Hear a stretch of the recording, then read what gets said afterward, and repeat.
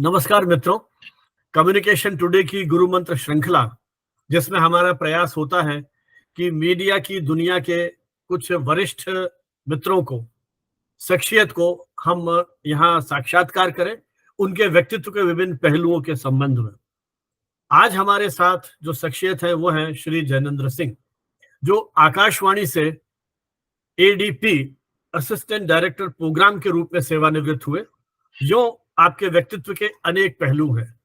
आप वरिष्ठ प्रसारक हैं, ब्रॉडकास्टर हैं, कमेंटेटर हैं, एंकर हैं, और इसके अलावा भी जीवन के बहुत सारे पक्ष हैं। थिएटर से जुड़े रहे, आप रचनाधर्मी व्यक्तित्व के धनी हैं।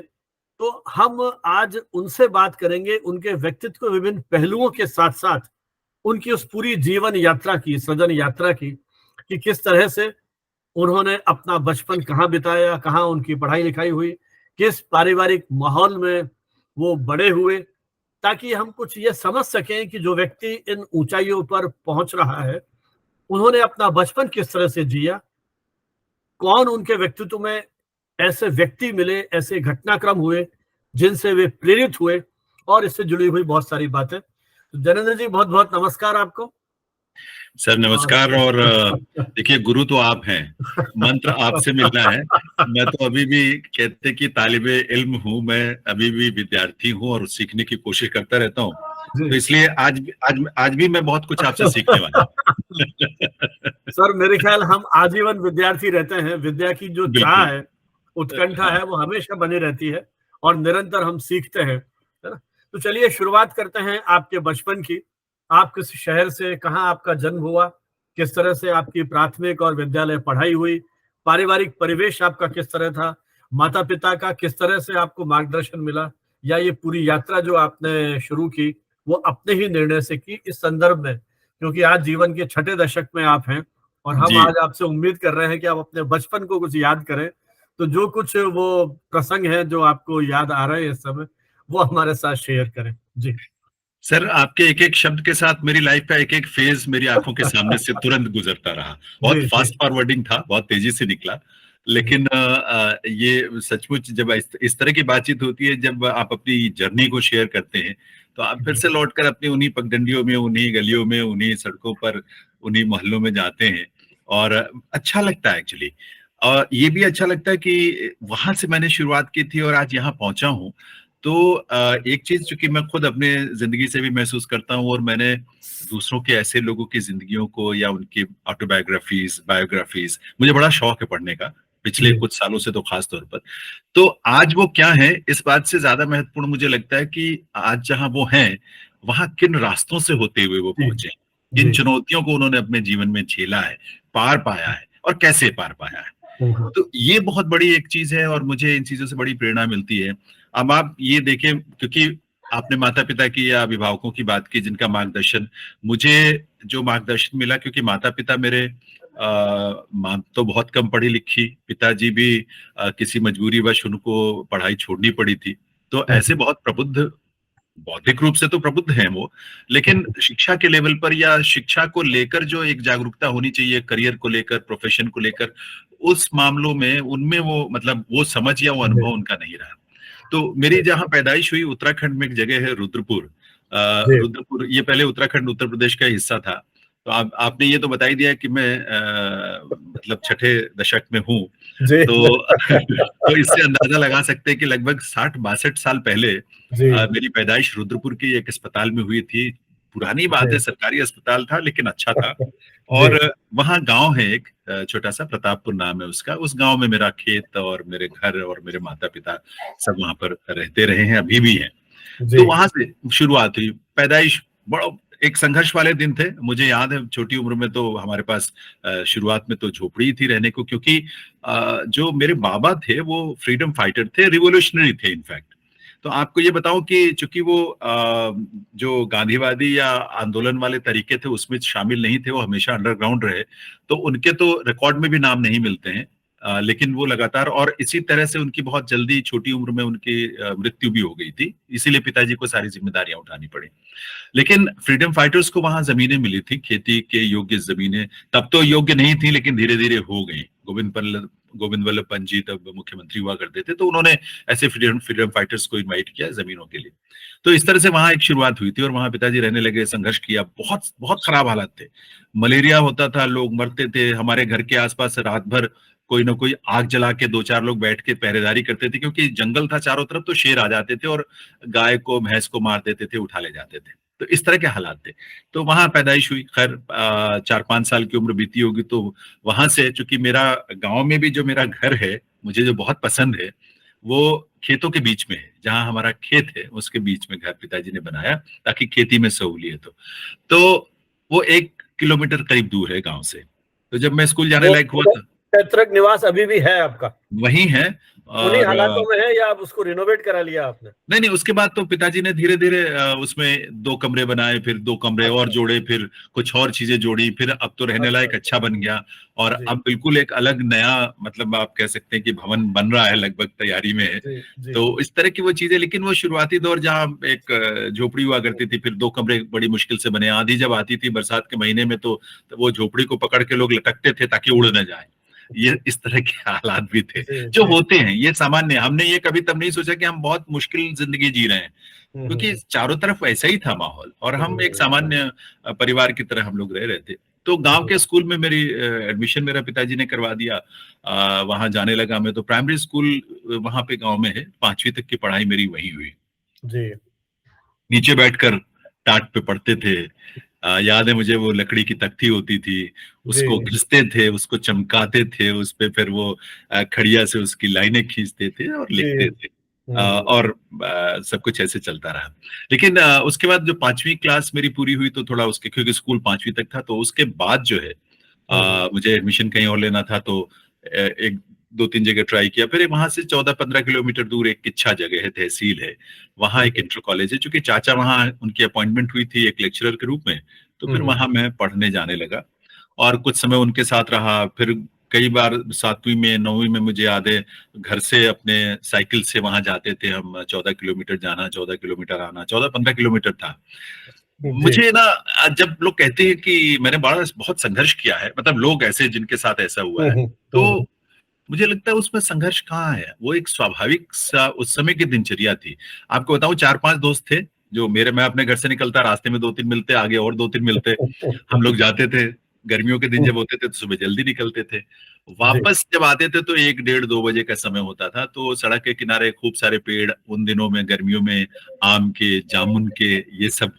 तो हम तो हर 2-4 किलोमीटर पे ठहरते, किसी पुलिया पे बैठते, टिफिन खाते, आम तोड़ते या जामुन तोड़ते, पत्थर मार के, ईंट मार के या डंडे मार के, और हम घर आ जाते थे आराम से। तो ये इस तरह। लेकिन सर, जब आप बाहर गए 5वीं क्लास के बाद, और जैसा आपने कहा कि शैक्षिक दृष्टि से पिताजी ने ज्यादा पढ़ाई नहीं की, तो निश्चित रूप से छोटा मोटा व्यवसाय वो करते होंगे और कोई बहुत अधिक आर्थिक दृष्टि से समृद्ध नहीं होंगे। तो उन्होंने ये नहीं कहा आपको कि बेटा बाहर मत जाओ, यहीं रह के कुछ दुकान पे बैठ जाओ या काम कर लो, या आगे पढ़ने की प्रेरणा उनकी भी रही, या आपकी खुद की जिद थी? सर, मैं जो उस उम्र के दौर में या उसके काफी बाद तक, हमें भी इन चीजों की कोई समझ नहीं थी कि क्या पढ़ना है, कैसे पढ़ना है, पढ़ के क्या बनना है, क्या करना है। पिताजी शायद कहीं मन में ये जरूर अभिलाषा रखते रहे होंगे कि पढ़ लिख के मैं कोई अच्छी एक नौकरी पालूं। बाद में कुछ उनका सिविल सर्विसेज को लेकर भी उनका एक उनकी आकांक्षा कहीं प्रकट होती रहती थी। जो चाचा के पास मैं किच्छा जाके रहने लगा था, चूंकि चाचा थे मेरे, तो उनके घर पे ही रहता था। तो और फीस भी तब 50 पैसे, 1 रुपए, 2 रुपए फीस हुआ करती थी, तो वो भी कोई बड़ा मसला नहीं था। तो मेरी आमदनी भी उतनी थी फिर उस समय। 100 रुपए, 200 रुपए तनख्वाह मिलती थी। हाँ, वो तो 8वीं क्लास तक तो सर हमारे पास हाफ पैंट ही हुआ करती थी पहनने को, है ना, वो भी यूनिफॉर्म वाली। उस तरह की कम होते थे, 1-2 कपड़े होते थे। लेकिन 10वीं क्लास तक, देखिए 9th में बल्कि मैं थोड़ा इन्हीं हरकतों की वजह से पढ़ाई में थोड़ा फोकस नहीं कर पाया मैं। दोस्त मित्र भी ऐसे थे, मस्ती में थोड़ा ज्यादा समय निकला, तो मेरे मार्क्स कम आए, करीब 2-4 या 6 मार्क्स कम होंगे। तो ग्रेस मार्क्स मिले तब पास हुआ।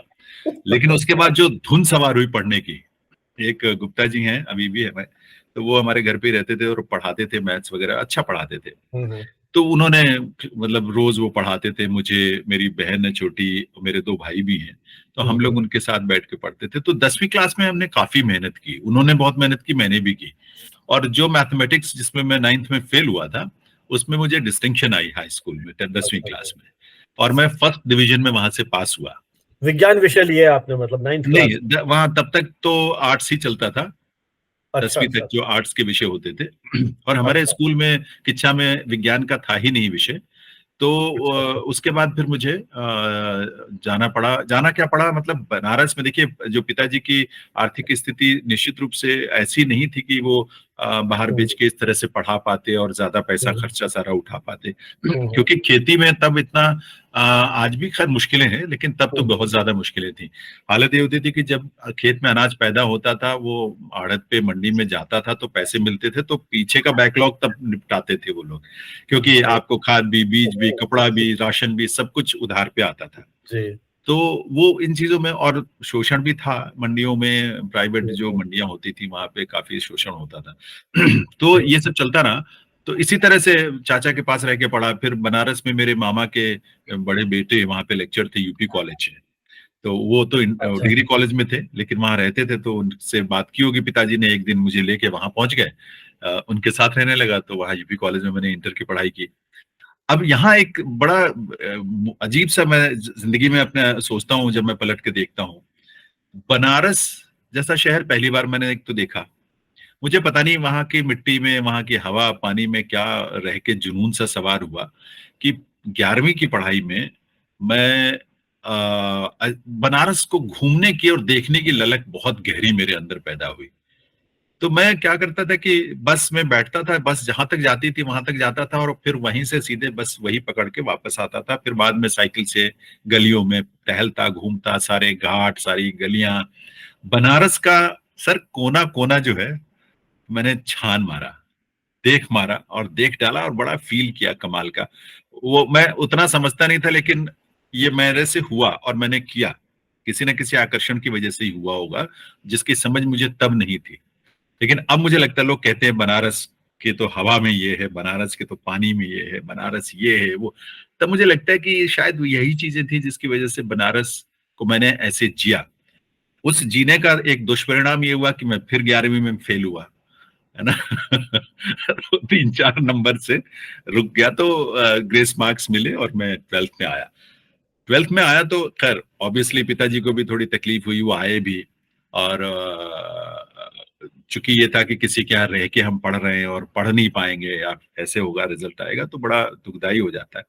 तो उसके बाद मेरा फिर जुनून सवार हुआ, और फिर मैंने रात नहीं देखी, सुबह नहीं देखा, दिन नहीं देखा। मैं बस पढ़ने में ऐसा लगा कि मेरा 12वीं का रिजल्ट जो है उसमें फर्स्ट डिवीजन पास हुआ मैं। 12वीं मतलब फर्स्ट ईयर होगा साहब, या आपके टाइम में 12वीं आ सेकेंड गई ईयर। थी? हाँ, सेकेंड ईयर। वो 12वीं का बोर्ड का एग्जाम होता था, 10वीं फिर 12वीं। अच्छा, 12वीं होती थी उस समय। हाँ। अच्छा अच्छा अच्छा, ठीक तो है। वो इस तरह से 12वीं का एग्जाम पास किया।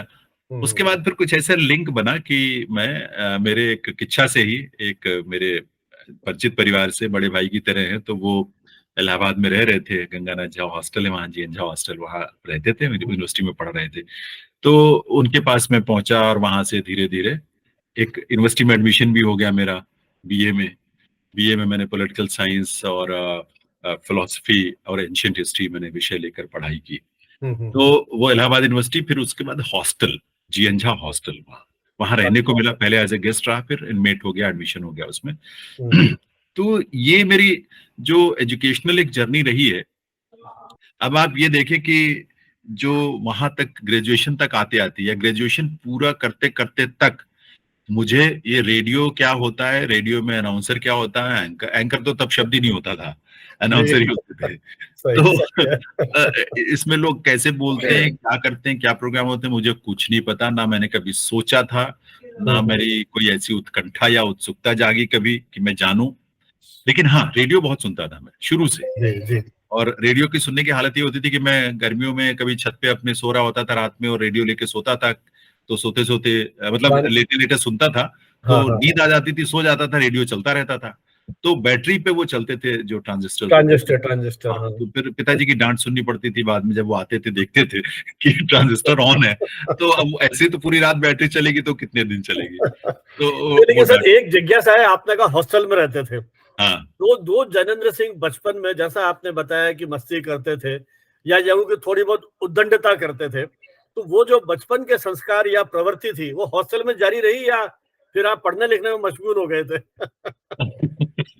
या मिश्रण रहा आपस में? मैं तो सर, मैं हमेशा ना अपने को एनालाइज करता रहता हूँ कि मैं हूँ क्या, जी।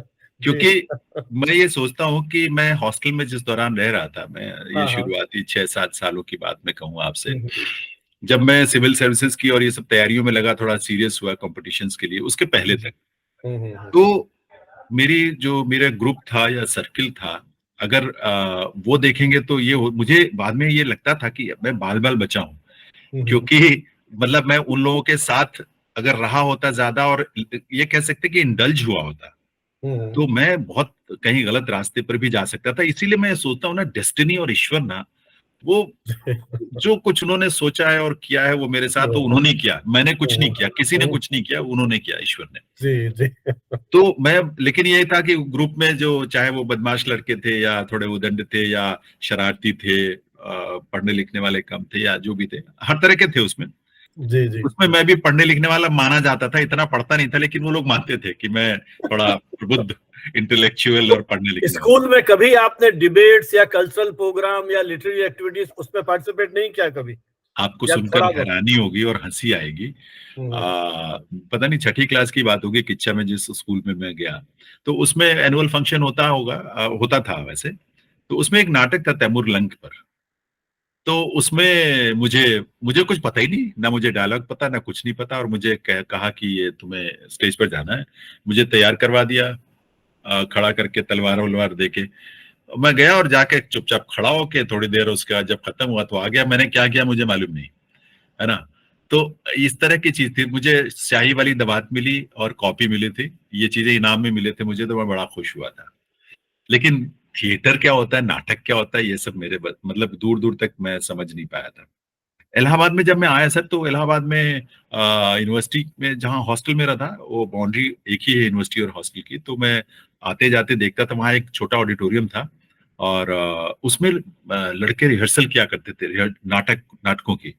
तो मेरी हिम्मत नहीं होती थी उनको वहां जाके बीच में देखने की। मैं झांक के देखता था और मैं सोचता था कैसे करते हैं ये लोग, मतलब इतने डायलॉग याद करना और ऐसे कैसे, बिना मतलब उन्हें डर नहीं लगता, हमें तो तब डर लगता था लोगों के सामने खड़े होने में, बात करने में, बोलने में। बिल्कुल मतलब हिम्मत ही नहीं होती थी, सोच ही नहीं पाते थे हम तो। जी तो जी। वो स्थिति थी और मैं सोचता था ये कितने कमाल के लोग हैं ये लड़के, कि यार क्या बड़ा काम कर रहे हैं, कैसा कमाल का काम कर रहे हैं। तो वो स्थिति थी मेरी थिएटर वगैरह को लेके, या पब्लिक में खड़े होकर बोलने की, कम्युनिकेशन, डिबेट, ये सब तो बड़ी दूर की बात है। हम लोग के हॉस्टल में फंक्शंस वगैरह होते थे, उसमें भी मेरी भूमिका सिर्फ इंतजाम करने में, लोगों के साथ मिलके ये सब अच्छा में अच्छा। होती थी, बाकी स्टेज वगैरह का कुछ भी दूर दूर तक नहीं था। हम्म लेकिन एक सिलसिला कुछ ऐसा हुआ रेडियो, चूंकि मैंने बताया कि मैं सुनता बहुत था सर, तो हम्म। रेडियो पर विविध भारती सुनते सुनते एक दिन उस पे, इलाहाबाद में मीडियम वेव का भी आकाशवाणी का चैनल है और विविध भारती का भी है।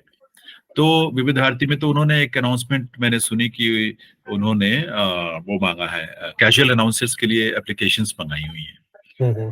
तो मेरे मन में कुछ हुआ, कुछ जागा, घंटी बजी मेरे मेरे मन में। अच्छा, लेकिन आपको किसी मित्र ने, किसी शिक्षक ने, क्योंकि जिस तरह की आपकी आवाज अब भी हम सुनते हैं और आप कई वेबिनार्स में हमारे आए, आपकी आवाज को लेके मुझे काफी अच्छा फीडबैक मित्रों ने दिया कि इनकी आवाज बहुत अच्छी है। कभी स्कूल टाइम में आपके टीचर्स ने, कभी मित्रों ने कहा हो कि यार तुम्हारी आवाज इतनी बढ़िया है, ये करो वो करो, ऐसा कहीं से कोई मोटिवेशन टाइप नहीं मिला कभी? नहीं नहीं, अच्छा, कभी किसी ने नहीं, नहीं किसी कहा? ने। डिमोटिवेशन जरूर मिला, क्योंकि अच्छा क्योंकि क्या ये फटे बांस की तरह की आवाज है, मतलब बेस ज्यादा था ना आवाज में। अच्छा अच्छा अच्छा। रेंज नहीं थी। तो अगर जी मुझे जी बुलाना जी। होता, तो आप ये देखें कि किसी को बुलाना है, तो मैं मेरे अंदर इतना कॉम्प्लेक्स था उसको लेके कि मैं उसके पास जाके उसको बुलाता था। अच्छा। क्योंकि मुझे लगता था कि मैं अगर यहाँ से चिल्लाऊंगा या आवाज लगाऊंगा तो उस तक पहुंच नहीं पाएगी आवाज मेरी।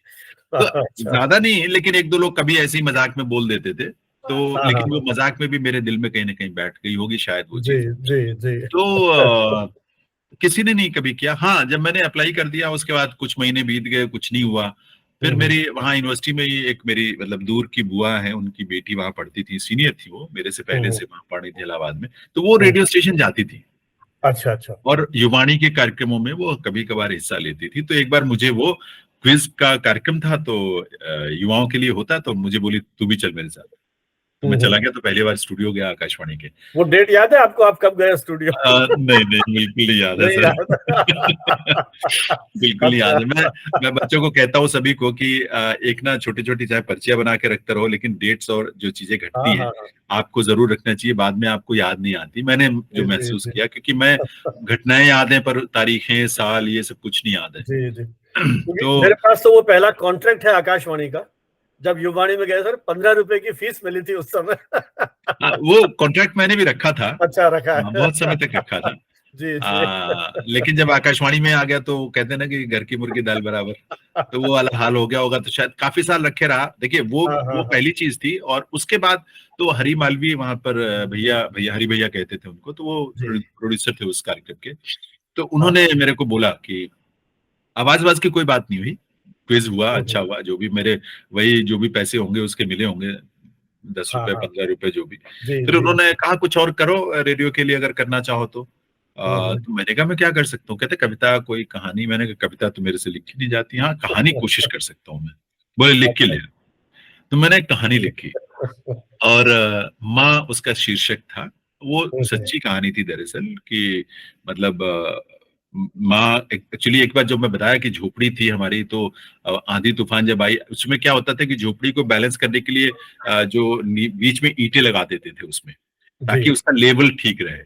तो हम्म, वो ऐसा कभी हुआ कि वो ऐसा मैंने सुना, मुझे बताते थे कि वो मेरे ऊपर वो लेटी थी कि अगर ईंट गिरे भी तो मेरे को चोट ना लगे।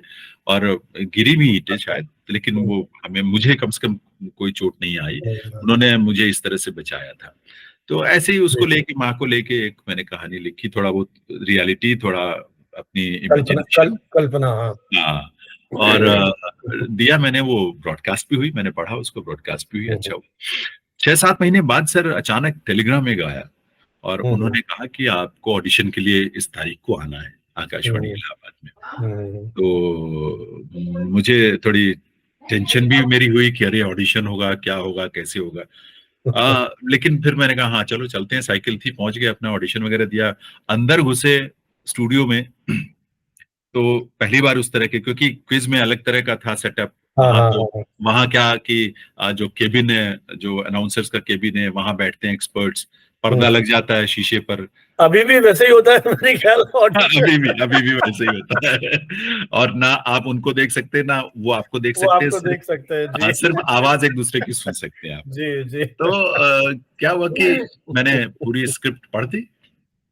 जी। एक चीज मुझे ये ईश्वरीय कृपा ही समझे आपकी, चाहे वो माइक हो या कैमरा हो, मैं उसको करने से, शुरू करने से पहले तक भले मुझे थोड़ी सी वो अंदर एक घबराहट या नर्वसनेस होती हाँ, हो, एंग्जाइटी, एंग्जाइटी टाइप एंजाइटी रहा होगा। होती हो, लेकिन जब मैं एक बार शुरू करता हूँ तो बहुत सहज भाव से चीजें संपन्न हो जाती हैं। तो जी। मुझे याद है कि मैंने बड़े आराम से सारी स्क्रिप्ट बढ़िया से पढ़ के सुना दी उनको। हम्म, फिर उसमें कई तरह की चीजें होती है, कोई पैरा दिया होता है, कोई शेर, कोई कविता, हम्म, कोई विवरण, कोई इस तरह की चीजें होती है, अनाउंसमेंट्स होती हैं। तो मैंने सुना दिया। तो फिर थोड़ा सा सन्नाटा रहा 10-20 सेकंड का। फिर वहां से आवाज आई कि इस पेज नंबर 2 पर ये जो लाइनें लिखी हैं गजल की, शेर लिखा है, उसको आप फिर से पढ़िए।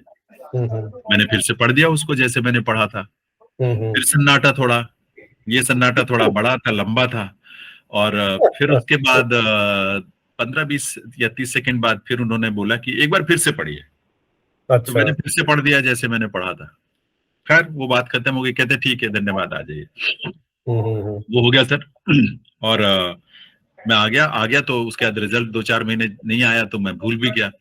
फिर वही 6-7 महीने बाद या शायद और लंबा समय लगा होगा, वो टेलीग्राम आया कि आपका चयन हो गया है आकस्मिक निरीक्षक के लिए, और आपको इस दिन यहाँ आना है और ट्रेनिंग आपको करनी है इस दिन से। तो अच्छा, मैं गया वहां। जी। तो जो एक इंडक्शन टाइप का होता है, पहले ये चीजें बड़ी व्यवस्थित ढंग से होती थी बिल्कुल जी। और उस समय आप देखें कि मतलब रामकुमार वर्मा साहब जैसे इतने बड़े साहित्यकार इंडक्शन में वो आए थे एड्रेस करने के लिए और अपनी ब्लेसिंग्स देने के लिए।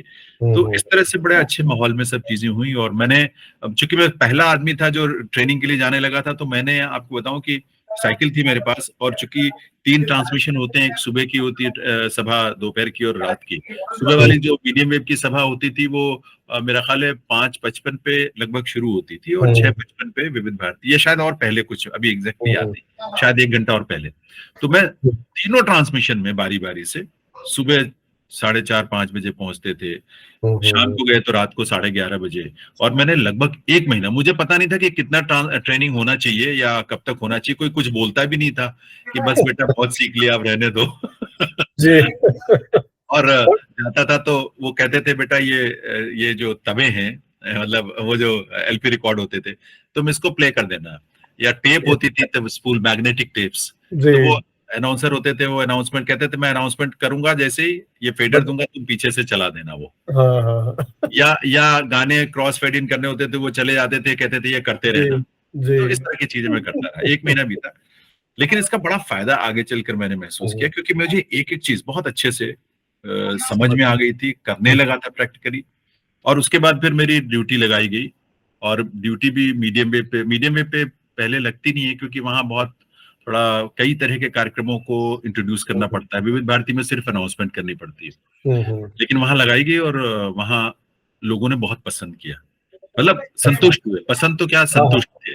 तारीफ और कोई ज्यादा ऐसी नहीं मिली तब भी किसी ने तब भी नहीं कहा कि आवाज अच्छी है तुम्हारी। जी। अच्छा, और अच्छा किया वैसे, अच्छा हुआ कि उन्होंने नहीं तारीफ की ज्यादा, नहीं तो पता लगा शुरू में ही हम अपने आप को कुछ समझने लग जाते कि भाई मेरी आवाज बहुत अच्छी है। एक ईगो आ जाता है इस तरह का, तो शायद सीखने के रास्ते बंद हो जाते हैं। ये समझ अच्छा हुआ कि मुझे तब आई जब मुझे ये समझ आ गई कि मुझे अहंकार नहीं करना चाहिए, किसी बात का लेके घमंड नहीं करना चाहिए। जी। तो समय से ये चीज मुझे समझ में आई, उसके पहले नहीं आई, ये बड़ा अच्छा हुआ। ये भी ईश्वर का ही दिया हुआ है। उस समय आप बीए के विद्यार्थी थे, मतलब बीए कर चुका था सर, बीए, क्योंकि ग्रेजुएशन के बाद ही ऑडिशन दे सकते थे, तो बीए कर चुका था। न्यूनतम योग्यता बीए होगी उसमें। हाँ, तो एमए पॉलिटिकल साइंस मैं उस समय कर रहा था। और फिर उसमें मैं जाने लगा और मुझे बहुत अच्छी ड्यूटीज 6 दिन की महीने में मिलती थी, और दोनों चैनलों पे, विविध भारती, मीडियम वेव, दोनों पे मिलते थे। तो मैं काफी अच्छा, चूंकि मैं अकेले हॉस्टल में रहता था, तो मेरे लिए सुविधा थी कि जब उनको आवश्यकता होती थी तो मैं वहाँ अवेलेबल होता था उनके लिए। और धीरे धीरे एक नशा तो चढ़ता ही गया उसका। तो ये जो आप आकाशवाणी की बात कर रहे हैं, ये 1960-70 के आसपास की बात होगी मेरे ख्याल, है ना? नहीं 60-70 नहीं सर, ये के तो बात की। ये आप ये समझे कि 1985 के आसपास की बात। अच्छा, 85 के आसपास। 62 में। अच्छा 62 का तो जन्म ही होगा। जन्म है, हाँ। मैं 74 से आकाशवाणी में हूँ, तो मेरे दिमाग में वो रह गया। लेकिन इलाहाबाद तो साहित्यिक नगरी है, तो आपको बहुत सारे साहित्यकारों से उस समय मिलने का सौभाग्य भी मिला होगा शायद आकाशवाणी में। उसमें तो नहीं बिल्कुल। देखिए, रामकुमार वर्मा साहब का मैंने उल्लेख किया जी। आप ये देखें कि ये जो साहित्यकार या संगीतकार या थिएटर के जो आर्टिस्ट या रेडियो नाटक के जो आर्टिस्ट थे, एक परिवार की तरह थे आकाशवाणी के साथ। जी। मुझे याद है महादेव वर्मा जी का घर आकाशवाणी के पास में ही था। जिस दिन उनका देहांत हुआ, मैं रात की ड्यूटी पे था, खबर आई कि ऐसे ऐसे हो गया है, तो सभी लोग तो चले गए, लेकिन हम लोग जो ट्रांसमिशन में थे नहीं जा सकते थे। आप ये देखें कि जब ट्रांसमिशन खत्म हुआ 11:10 पे, लगभग 11:15 11:30 फ्री हुए लोग, उसके बाद सब गाड़ी में बैठ के उनके घर गए। मतलब इतना वो था कि महादेवी जी का देहांत हुआ है, जाना है, इस तरह की बात थी। आकाशवाणी में खुद कई एक से एक बड़े विद्वान लोग थे, चाहे वो संगीत के हों, नाटक के हों, या जो साहित्य के हों, बहुत अच्छे लिखने, बोलने, पढ़ने वाले, एक से एक बेहतरीन। जी। तो वो बड़ा एक अच्छा दौर था। लेकिन देखिए, मैं अपने आप को इस मामले में बहुत समझदार नहीं मानता, क्योंकि मैं कभी किसी के साथ इस तरह से जुड़ा नहीं, उसके साथ लगा नहीं, उसके संसर्ग में ज्यादा कुछ रहा नहीं। मैं आता था, ड्यूटी की अपनी, और वापस हॉस्टल की लाइफ में, पढ़ाई में अपने। इसका कारण संकोची स्वभाव था, या कभी इच्छा ही नहीं हुई इतने बड़े लोगों का देखना, बात करने की? संकोच भी था, लेकिन ऐसी कोई, चूंकि मुझे ये लगता है कहीं शायद कोई मेरे अंदर बहुत एम्बिशन उस तरह का कोई नहीं था जी। कि मुझे इस फील्ड में कुछ करना है। तो जो स्वतः स्वाभाविक रूप से जो चीजें हो रही थी होती जा रही थी। मुझे जी। याद है एक निर्मला ठाकुर करके प्रोड्यूसर थी सर, बहुत ही बेहतरीन ब्रॉडकास्टर थी वो, और महिलाओं का कार्यक्रम करती थी वो, और उनके साथ और 2-3 कॉम्पियर होते थे। तो जैसे अनाउंसमेंट में करता था, तो अनाउंसमेंट किया कि अब आप सुनेंगे महिलाओं का कार्यक्रम, ये वो, और उसके बाद अंदर से वो लाइव वो लोग करते थे। अब क्या है कि देखिए, मैं इसलिए ये बात शेयर कर रहा हूँ कि हमें ये समझ लेना चाहिए इस बात को कि कोई भी पैदाइशी सीख कर नहीं आता। हम इसी दुनिया में सीखते हैं, सिखाने वाले भी मिलते हैं, या हम अपने अनुभवों से सीखते हैं, अपनी कोशिशों से सीखते हैं। वो एक दिन वो मिली बाहर सोफे पे, ड्यूटी रूम के सामने, तो बड़े प्यार से बोली, बड़ा अच्छा बोलता है बेटा तू। अच्छा। मैं बड़ा, मतलब थोड़ा फूल के कुप्पा होने वाली स्थिति ऐसी बनी मेरी।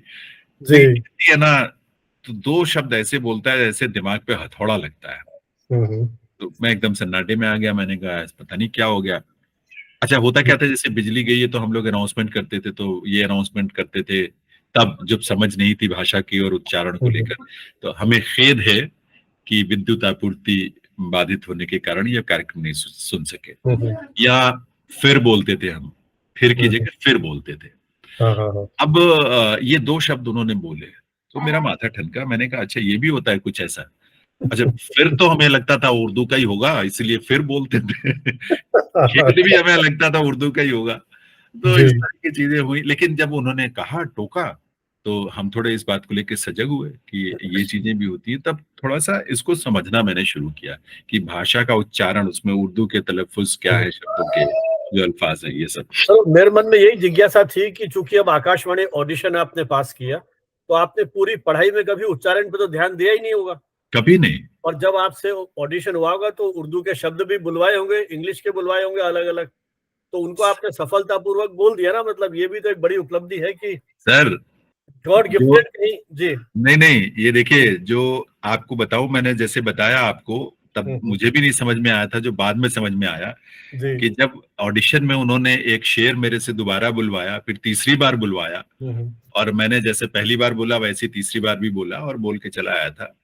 मुझे तब ये लगा, बाद में जब उच्चारण के तलफ़्फ़ुज़ की बात समझ में आई, तो मुझे ये लगा कि उस शेर में जो उर्दू के अल्फाज थे, 2-1 जो भी रहे हाँ, होंगे, हाँ, हाँ। मैं ठीक से उसका उच्चारण नहीं कर पा रहा था, तो उन्होंने ये सोच के दोबारा बुलवाया कि शायद इस बार ठीक बोल दे। हाँ, हाँ, हाँ। तीसरी बार बुलवाया कि शायद अब तो बोल ही दे, है जी, ना? जी। अच्छा। तो वो मैं नहीं बोल पाया। लेकिन हुँ, मुझे हुँ। एक चीज़ और ज़रूर लगी कि उनको ये पक्का लगा होगा, हुँ, क्योंकि हुँ। उन्होंने सेलेक्ट किया कि आवाज़ अच्छी है, इसका हुँ, हुँ। भाषा इसकी अच्छी है, जी, तलफ़्फ़ुज़ तो सीख लेगा ये। अभ्यास से हो जाएगा। अभ्यास से, और ऐसे ही होता है, कोई सीख जी, के नहीं आता, ऐसे ही सीखते हैं लोग। बिल्कुल, बिल्कुल। इसलिए हुँ, शायद उन्होंने मेरा नाम उसमें शामिल किया, और वरना वो ऐसा एक पहला कदम था, जो जी। अगर वो ना आगे, मतलब वहीं रुक जाता, तो फिर खत्म थी कहानी। फिर क्या होता मालूम नहीं। अच्छा, तो आकाशवाणी में जब आप गए ये उद्घोषक का ऑडिशन देने के लिए, किसी टीचर से, किसी सीनियर से, किसी से बात नहीं की आपने कि यार क्या होता है ऑडिशन में? सीधे चले गए वहाँ? सर, देखिए, हॉस्टल में जहाँ रहते थे, वहाँ ना इन चीज़ों को हाँ। लेके कोई जागरूकता नहीं थी हमारे। अच्छा। आपको मैं बताऊँ कि मतलब उनको पढ़ने का हुँ, हुँ। शौक था, बच्चों को साहित्य वगैरह बहुत हाँ, अच्छा हाँ। पढ़ते थे, हाँ, म्यूज़िक हाँ, भी हाँ। सुनते थे। हाँ, हाँ। लेकिन ऑडिशन, रेडियो, मुझे नहीं पता था, तो बाकियों को क्या पता होगा। और हुँ, हुँ। उसके पहले तक रेडियो में मैं किसी को नहीं जानता था।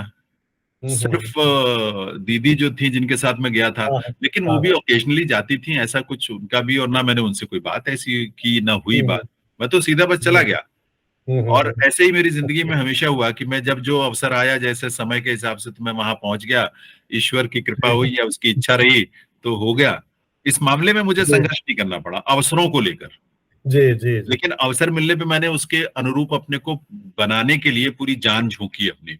मेहनत खूब की। लेकिन सर एक और चीज़, जैसे हम लोग जब पढ़ते थे तो रेडियो से फरमाइशी गीतों में हुँ। कुछ हमारे मित्र, जैसे अब आप आकाशवाणी में गए तो वो भी आकाशवाणी में काम करते थे।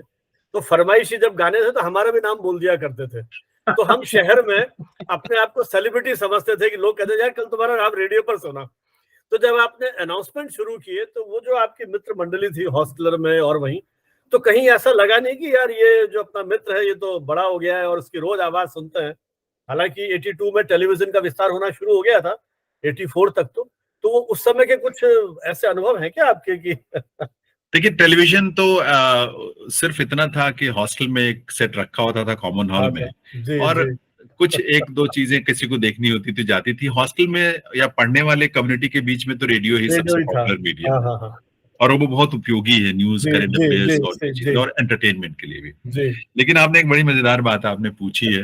ये क्या होता था सर कि जब मैं विविध भारती पर ड्यूटी करता था, क्योंकि विविध भारती ज्यादा सुनते थे लड़के, हाँ हाँ हाँ। तो क्योंकि गाने सुनने होते थे उनको और अच्छा लगता था, जी जी। तो उसमें एक फरमाइशी प्रोग्राम भी होता था। तो मैं हाँ जब ड्यूटी पे होता था तो मैं जीएन झा हॉस्टल से नाम 4-6 बोल देता था, जी। उनकी फरमाइश है गाने की। अगली बार जाता था तो कुछ और नाम, कुछ लड़के खुद ही कहते थे अरे सर प्लीज मेरा नाम बोल हाँ देना, या हाँ। कुछ दोस्त मित्र हमें वैसे ही मतलब बोल के ठीक कि है। यार मेरा नाम तो बोलना है, बोल देना। तो जी। ये सब होता रहा। फिर दूसरे हॉस्टल वाले गालियां देते थे, कहते थे यार ये सिर्फ अपने हॉस्टल वालों का नाम बोलता है। अच्छा। और जो आप कह रहे हैं सेलिब्रिटी टाइप का, देखिए एक बार क्या हुआ यूनिवर्सिटी में, मैं 2-3 मित्र हम जा रहे थे, 4-5 लड़के थे, तो हम 3 टहलते हुए आगे निकल गए, 2 पीछे रह गए थे। तो कुछ नए लड़के यूनिवर्सिटी में आए होंगे, शायद 4-6 महीने उनको हुए होंगे या ज्यादा हुए होंगे। तो वो कुछ आपस में बात करते हुए एक दूसरे से कह रहे हैं अरे अरे देख वो जैनन जी जा रहे हैं, जैनन सर वही वही रेडियो में बोलते हैं, वही ऑल इंडिया रेडियो में। तो मैंने नहीं सुना, पीछे जो दोस्त रह गए थे तो उन्होंने सुना, तो बाद में बड़ा मजाक मजाक मतलब ऐसे ही हंसते हुए कि ये बहुत बड़ा सेलिब्रिटी बन गया, देखो ऐसे पता नहीं क्या समझता है अपने आप को। तो मुझे नहीं पता था, लेकिन लोगों के बीच में ये बात थी कि मैं हूँ और मैं ऐसा करता हूँ। अच्छा, और कैसी ऐसी अनुभूति नहीं हुई कभी आप बाजार गए हो, किसी से मिलने गए हो, सब आपकी आवाज तो सुनी सुनी लगती है, कहाँ काम करते हैं? नहीं, वहां नहीं, ये चीजें बाद में हुई काफी। अच्छा, ये बाद में हुई। हाँ, लेकिन वहां जी इन जी चीजों को जी। लेके इतनी चैतन्यता मुझे अच्छा, लगता है, उतना या ठीक इतनी चेतना नहीं थी, है। जी इतनी जी सेंसिटिविटी जो होती है शायद वो नहीं थी, जी या एक स्वाभाविक सी बात में चीजें निकलती होंगी। जी। उसमें देखिए फिर बाद में एक हमारे बगल में हॉस्टल पीसीबी था, पीसीबी हॉस्टल था, तो वहाँ एक एनुअल फंक्शन था। उस हम्म समय वाइस प्रेसिडेंट होते थे, वो चीफ गेस्ट के तौर पर आए थे। तो हम्म वहाँ उन्होंने मुझे इनवाइट किया कि आप हमारा प्रोग्राम कर दो। तो मेरा हम्म पहला पब्लिक फंक्शन जो था वो उस तरह से था। वो वैसे वो हम्म, फ्रंट से नहीं था, वो मतलब हम बैकग्राउंड से करते थे जो भी चीजें प्रेजेंट होती थी, क्योंकि लंबे प्रोग्राम उनके चलते थे। जी। तो वो शंकर दयाल शर्मा जी थे, नहीं भैरव सिंह शेखावत साहब थे तब। अच्छा अच्छा। वो शायद आए थे जहां तक मुझे याद है। हम्म तो वो हम्म प्रोग्राम मैंने किया, फिर वो सब करके फिर खत्म हो गई बात। फिर यूनिवर्सिटी में 2-3 प्रोग्राम, मुझे वाइस चांसलर साहब का एक ट्रांसफर हुआ था या रिटायर हुए थे, तो उनका फेयरवेल था, तो उसके लिए मुझे नहीं मालूम उन लोगों को कहाँ से पता चलता था या कैसे कांटेक्ट मिलता था। तो उन्होंने जी संपर्क किया कि वो आप इसको एंकर कर दो। तो वो पहली बार पीसीबी हॉस्टल के बाद वहां पहली बार मैंने सामने से ऑडियंस के सामने खड़े होके उसका फेयरवेल का सारा मैंने प्रोग्राम कंडक्ट हम्म किया था। हम्म। मुझे कुछ मतलब मैं जैसे कहते हैं ना कि उसको लेके कोई ऐसे मुझे बहुत एक्साइटमेंट नहीं, आए किया और गए खत्म। उसके बाद कोई ऐसा उसको लेके कि आगे भी मुझे ऐसा कुछ करना है हाँ नहीं हाँ करना है हाँ कुछ हाँ। नहीं। तो वो खत्म हो गई बात। तो ये दो ही चीजें, 2-3 चीजें हुई। हाँ, एक वहाँ स्टडी सर्किल यूनिवर्सिटी में चलता था, तो वो संडे को होता था, तो कुछ स्टूडेंट्स के जी टीचर 2-3 थे वो।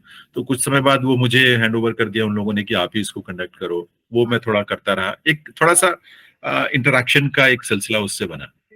लेकिन जी। मेरा कोई ऐसे बहुत ज्यादा मैं कहूँ कि बड़ा कॉन्फिडेंट था मैं, और बड़े भरोसे के साथ कोई पब्लिक ओरेटर टाइप का मैं था, ऐसा कहीं दूर दूर तक नहीं था सर। और ना जी। मेरे सपने में भी था कहीं। लेकिन देखिए, और बाद में खैर जब मैं खुद करने लगा और मुझे अच्छा लगने लगा, फिर तो मैं अपने तो खुद की आवाज रिकॉर्ड कर डूब करके, डूब ही गए उसमें फिर तो आप। मैं मतलब मैं खुद अपनी आवाज फिर रिकॉर्ड कर करके उसको सुनता था। उपन्यासों के जो कुछ ऐसे भावपूर्ण जो जी पैरा जी होते जी। थे, उसके हिस्से होते हम्म थे, वो मैं अपनी आवाज में रिकॉर्ड करता था, सुनता था। तो वो धीरे-धीरे मैं अपनी आवाज में कुछ डूबता चला गया, और मुझे लगा कि शायद ये तो मतलब मैं इसी के लिए बना हूँ। हालत ये होती थी सर कि मैं सिविल सर्विसेज की तैयारी कर रहा था, और हम्म प्रीलिम्स में क्वालिफाई किया, मेंस था। अब मेंस में बीच में गैप होता है, तो गैप में मैं कभी ड्यूटी मना नहीं करता था मैं। अगर अच्छा इंफॉर्मेशन आती थी गैप में, अच्छा। मैं जाके कर आता था। हम्म नहीं हुआ सिलेक्शन, मतलब उसमें क्वालिफाई नहीं किया। सेकेंड ईयर में भी ऐसे ही प्रीलिम्स किया, मेंस में गया, मेंस में भी यही स्थिति रही। ड्यूटी हम्म ड्यूटी कर रहा, लोग कहते थे कि यार तू सिविल सर्विसेज का एग्जाम दे रहा है, ये तो क्या है, घूम ड्यूटी कर रहा है जाके, तू तो मजे कर रहा है, एंटरटेनमेंट कर रहा है अपनी।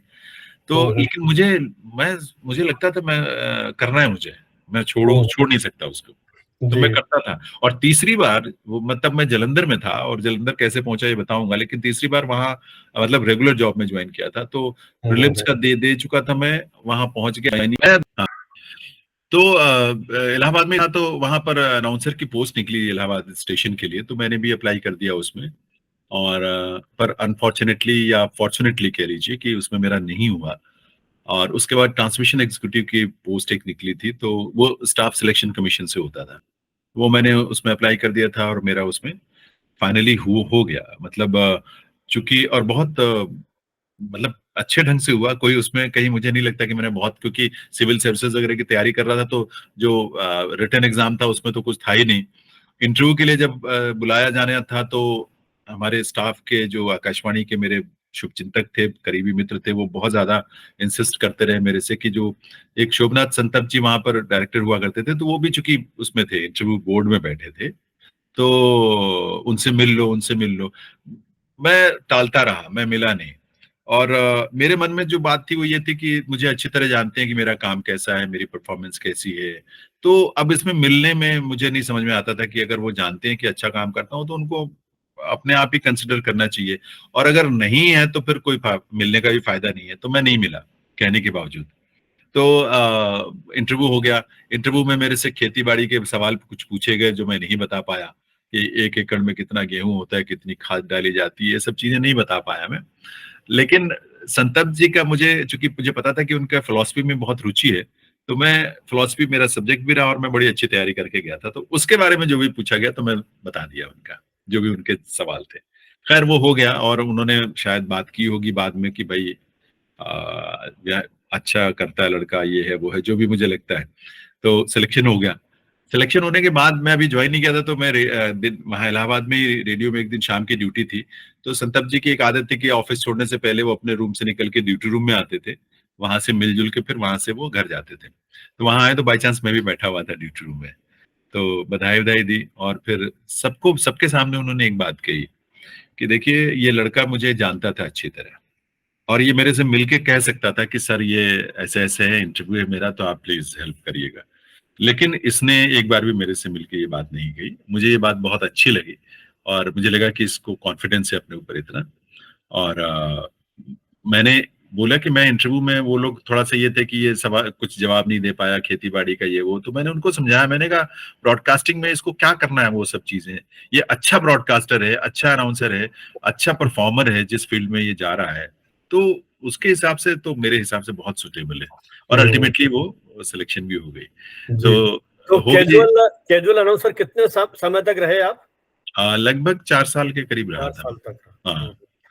और उसके बाद फिर मेरी पोस्टिंग, चलिए टेररिज्म बहुत ज्यादा उस समय पंजाब में था, तो पंजाब में एग्जाम नहीं हो पाए थे, तो 3 लोगों की जो पोस्टिंग थी यूपी के, उससे मिला निकाल के काडर से पंजाब में कर दी थी उन्होंने। इसमें मैं था, 2 लड़के और थे।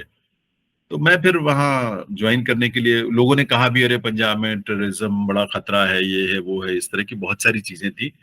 लेकिन थोड़ा पिताजी का सपोर्ट मिला कि ठीक है यार, पूरा देश अपना है, जब कुछ होता है तो कहीं भी हो सकता है, और नहीं होगा तो कहीं नहीं होगा, ईश्वर बस रक्षा कर रहे। तो मैं एक दिन रात वहां से टाटा मुरी एक्सप्रेस चलती थी, पीछे से आती थी, तो इलाहाबाद से वो मैं ट्रेन पकड़ी, बोरिया बिस्तर अपना बेडिंग बांध के डाला, और मैं जलंधर, एक बिल्कुल अनजान नगर, अनजान शहर, अनजान जगह, और वो भी ऐसे हालात में, तो वहां पहुंच गया। पहुंच के स्टेशन गया, वहां भी थोड़ी बहुत दिक्कतें आती हैं, लेकिन लोग बड़े कोऑपरेटिव थे, मेरे लिए रहने की व्यवस्था करवाई, हर चीज की व्यवस्था बड़े आराम से हो गई। जी। और मैं सोचता हूँ कि मैं जलंधर ना गया होता तो मैं ये जो इतना बड़ा एक कैनवस है, जो आज मैं जिसको फील कर पाता हूँ, या जो अनुभव मैंने पाए, वो मैं कभी ना पा पाता, कभी नहीं मिलता मुझे अगर मैं जलंधर नहीं जाता, क्योंकि एक बिल्कुल अलग तरह का एनवायरनमेंट। अच्छा देखिए, इलाहाबाद में एक पैक्स कोऑर्डिनेशन होते थे। पैक्स कोऑर्डिनेशन बड़ा की पोस्ट है, और वो ड्यूटी रूम का इंचार्ज वही होते हैं ट्रांसमिशन वगैरह के। तो वो साहू साहब थे, तो वो जलंधर रह चुके थे, किसी ने बताया, तो मैं उनसे मिला, तो कहते देखो, जिंदगी में अगर कुछ सीखना चाहते हो ना ब्रॉडकास्टिंग में, तो जलंधर जरूर जाओ, ज्वाइन करो, मैं कहता हूँ, नहीं तो मिस करोगे कुछ। तो मैं चला गया और वाकई मुझे लगा कि उनकी बात बहुत सही है, क्योंकि वहां जाके मैंने चाहे ब्रॉडकास्टिंग में, चाहे भाषा एक वो अलग थी, लेकिन मैंने वहां की भाषा सीखी, पंजाबी बोलने लगा मैं। अच्छा बोलता था, अभी भी बोलता हूँ। इसके अलावा जो तलफ़्फ़ुज़ को लेकर वहाँ काम बहुत करने को मुझे मिला, क्योंकि पंजाब में उस समय तक तो और भी ज़्यादा था कि उर्दू के अखबार लोग पढ़ते थे, उर्दू के अल्फ़ाज़ पंजाबी में भाषा में भी काफ़ी इस्तेमाल होता था उर्दू के अल्फ़ाज़, क्योंकि पाकिस्तान और ये पंजाब, उधर का पंजाब, ये सब काफ़ी मिलता-जुलता हिस्सा ही एक ही थे। तो इस तरह से मैं तलफ़्फ़ुज़ को लेके भी काम कर पाया। वहाँ उर्दू सर्विस का प्रोग्राम 2 घंटे का होता था, तो शुरू में मेरी तो ड्यूटी कभी अनाउंसर के चार्ट में लगती थी, कभी ड्यूटी रूम के चार्ट में। तो मैं वहाँ ट्रांसमिशन में अनाउंसर की ड्यूटी भी करता था और उर्दू सर्विस के चैनल पे आधे घंटे का फ़िल्म म्यूज़िक का कार्यक्रम भी करता था। मैं एक बड़ी मतलब कमाल की बात है सर, मैं बताऊँ आपको कि वो उर्दू सर्विस के जो कार्यक्रम होते थे, वो बेसिकली उसकी जो हमारा टारगेट ऑडियंस या लिस्टनरशिप होती थी, वो पाकिस्तान के लोगों के लिए होती थी। तो उसमें जब मैं प्रोग्राम करता था, उस समय मोबाइल वगैरह की तो दूर की बात थी, टेलीफ़ोन भी नहीं इतने ज़्यादा होते थे। तो वहाँ से 2-3 बार ऐसा हुआ और उसके बाद तो फिर चिट्ठियाँ आती थी। चिट्ठियाँ काफ़ी आती थी, लेकिन बात करने के लिए एक मोहतरमा थी वहाँ पे, नाम मुझे याद नहीं उनका, तो वो कंट्रोल रूम में फ़ोन करती थी, प्रोग्राम खत्म होने से 2-3 मिनट पहले, कि अभी खत्म होके वो प्रोग्राम निकल जाएँगे जैनेंद्र जी, तो आप उनको प्लीज़ बुला लीजिएगा, मुझे बात करनी है। तो अच्छा। लाहौर से फ़ोन करती थी वो। हुँ, हुँ, हुँ, तो हुँ। वो मैं मुझे बड़ा एक मतलब एक एक्साइटमेंट होती थी इस बात को लेके कि एक मोहतरमा लाहौर से कार्यक्रम सुन के उनको इतना पसंद आता था कि वो फ़ोन करती थी। फिर वो चिट्ठियाँ लिखती थी। बड़ी खूबसूरत राइटिंग थी उनकी, हुँ। उसमें उर्दू में लिखती थी वो, और 6-6 7-7 पन्ने की चिट्ठियाँ। तो किसी से पढ़वाना पड़ता था मुझे लेकिन अच्छा। लेकिन बड़ा अच्छा जी। लगता था। तो इस तरह की चीज़ें बहुत हुई, बहुत देखिए ज़्यादा। सर, एक चीज़ जानने की इच्छा है, एक युवक जो सिविल सर्विसेज़ की तैयारी कर रहा है और 3 अटेम्प्ट लिए, प्रीलिम्स भी पास किया, तो कहाँ सिविल सर्विस और कहाँ ट्रांसमिशन एग्जीक्यूटिव, ग्रेड्स में बहुत फ़र्क। कभी आपके मन में ये विचार नहीं आया कि मैं टीचिंग में जाऊँ या कोई और इस तरह के जो दूसरी अखिल भारतीय या राज्य स्तरीय परीक्षाएँ हैं, उनमें बैठ के कहीं करियर स्टेट सर्विसेज़ का भी हो सकता था, यूपी का या उत्तराखंड का या अलग-अलग उसमें। तो वो कभी आपके मन में विचार नहीं आया? फिर वो आकाशवाणी ही आपका एक तरह से पहला प्यार या जो भी कहें वही रह रह रहा, मतलब क्या उसके पीछे? सर हुँ। देखिए, स्टेट सर्विसेज़ मुझे बिल्कुल पसंद नहीं थी। जी। जो पीसीएस कोई आईएएस भी दे रहे थे, मतलब आईएएस का मतलब कि सिविल हाँ, हाँ। सर्विसेज़ हम दे रहे सिविल थे, सर्विसेज़। यूनियन हाँ, हाँ। पब्लिक सर्विस कमीशन का। तो जी। स्टेट की जो सिविल सर्विसेज़ थी, हुँ, हुँ। उसका जो एग्ज़ाम का पैटर्न तरीका था, मुझे बिल्कुल पसंद नहीं था, क्योंकि वो रट्टेबाज़ी चलती थी वहाँ पूरी। जी, जी। डिस्क्रिप्टिव आंसर्स हुँ, होते हुँ। थे और रट-रट के लोग जाते थे और करते थे। हुँ, हुँ, फिर हुँ। पता लगा कि 10 एग्ज़ीक्यूटिव की पोस्ट हैं, 12 पीपीएस की पोस्ट हैं, हाँ, और सबऑर्डिनेट बाकी सर्विसेज़ हैं बाकी अलग-अलग। सब नीचे की तो हुँ, वो हुँ। पोस्टें ऐसी होती थी कोई। हुँ, तो हुँ। मेरी उसमें कोई रुचि, मैंने कभी पीसीएस का एग्ज़ाम मैंने कभी दिया ही नहीं इसीलिए। जी, जी। मैंने सिर्फ़ सिविल सर्विसेज़ का, यूनियन पब्लिक सर्विस हाँ, कमीशन का एग्ज़ाम दिया, फिर आकाशवाणी। और कोई भी एग्ज़ाम मैंने नहीं दिया, और हुँ, हुँ। वो नहीं हुआ। लेकिन मैं सोचता हूँ कि जो डेस्टिनी ने, ईश्वर ने तय किया था, वो ज़्यादा बेहतर किया था मेरे लिए। आज जो जिस उस लेवल पे, जिस स्तर पे, जिस तरह का काम मैं कर पा रहा हूँ, मतलब देखिए, वैसे तो आईएएस होना अपने आप में बहुत बड़ी बात है, या आईएएस, आईपीएस या आईएफएस या जो भी हो, मतलब यूनियन पब्लिक सर्विस कमीशन के जो, लेकिन इसमें भी जिस तरह से, जिस लेवल के लोगों के साथ इंटरैक्शन, मिलना-जुलना, या उनसे जो रिस्पेक्ट मिलती नहीं, है। बस वो सब तो बाद की बात है। मैं तो उस दौर की बात कर रहा हूँ कि कहाँ तो सिविल सर्विस का सपना देखा अपन ने और कहाँ ट्रांसमिशन एग्जीक्यूटिव से आपने करियर प्रारंभ किया। वो जो 2 छोर है ना, उस दृष्टि नहीं, से कभी मन में आया नहीं कि ये है? नहीं, तो वो तो देखिए, मैं ऐसा जुनून मेरे अंदर पैदा हो गया था ब्रॉडकास्टिंग का, हाँ, बस वही जुनून ही कि यहाँ लेके मैं आया फिर आपको। हाँ, कि मैं कुछ और सोचता ही नहीं था जी। कि किसी और चीज़ में जाना है। मैंने कभी नहीं ट्राई किया, बाद में भी नहीं किया। बाद हाँ, में हाँ। चंडीगढ़ जाके, जब मैं जालंधर से चंडीगढ़ आया था, तो वहाँ मैंने हिंदी में एमए ज़रूर किया पंजाब यूनिवर्सिटी से, क्योंकि हुँ, हुँ। हिंदी में साहित्य में कुछ और चीज़ें जो मुझे रुचिकर लगती थी, और ब्रॉडकास्टिंग के हिसाब से मुझे लगा कि ये मददगार होगी। तो मैं बहुत पहले से चाहता था कि मैं हिंदी में भी एमए करूँ। वो हुँ, मैंने हुँ। वहाँ किया। जर्नलिज़्म वहाँ पे भारतीय विद्या भवन का था, वहाँ से मैंने जर्नलिज़्म किया। मैं इलाहाबाद यूनिवर्सिटी से मास कम्युनिकेशन का कोर्स शुरू हुआ था। 1 साल मेरा कंप्लीट हो चुका था। दूसरे साल में चल रहा था जब मेरी सिलेक्शन हुई थी, तो मैं जालंधर से वो फाइनल एग्ज़ाम देने नहीं गया, क्योंकि मुझे लगा कि अब मुझे लाइफ पे जो चाहिए मिल गया, मुझे इसके अलावा तो मेरी कोई दुनिया ही नहीं है। और वहां जाके जालंधर में मैंने एक चीज अपने आप को जरूर, वहां जाके मुझे थोड़ा सा, जब मैं कहते हैं कि जब आप समंदर में या नदी में जब आपको धक्का मारा जाता है, तो फिर आप तैरने की सीखने की कोशिश शुरू करते हैं, अपने दांव सीखने लगते हैं। वहां जाके मैंने अपना जो देखा, तो मैंने तय किया कि मैं ब्रॉडकास्टिंग के हर फॉर्मेट में काम करना मुझे चाहिए और मैं कोशिश करूंगा। तो वहां मैंने, अच्छा, लोग भी मेरे काम को देख के बड़े उत्साहित होते थे, बड़े बहुत ही ज्यादा मुझे इनकरेज करते थे। वहां हिंदी के कार्यक्रम चूंकि कम होते हैं और हिंदी बोलने वाले उस तरह के नहीं लोग मिलते थे, तो मेरी पूछ बहुत ज्यादा थी, आकाशवाणी में भी और जालंधर दूरदर्शन में भी। तो दूरदर्शन में जो कार्यक्रम होते थे, हिंदी के कुछ विशेष फीचर्स वगैरह बनते थे, तो उसमें भी वो मुझे एंकरिंग के लिए या पार्ट लेने के लिए बुलाते थे। रेडियो में तो था ही था, आकाशवाणी में। तो मेरी काफी अच्छा मुझे एक्सपोजर मिला जालंधर में जाके, रेडियो टेलीविजन दोनों में। और मैंने वहाँ ड्रामा ऑडिशन दिया, मैंने वहाँ फीचर्स के लिए काम किया, मैंने अनाउंसर का काम किया, मैंने प्रेजेंटेशन का काम किया। इस तरह के जितने फॉर्मेट्स हो सकते हैं मैंने वहाँ एक्सप्लोर किया अपने आप को। और मैं इतना डूब गया था उसमें कि मुझे इसके अलावा और कोई दुनिया दिखाई देती नहीं थी।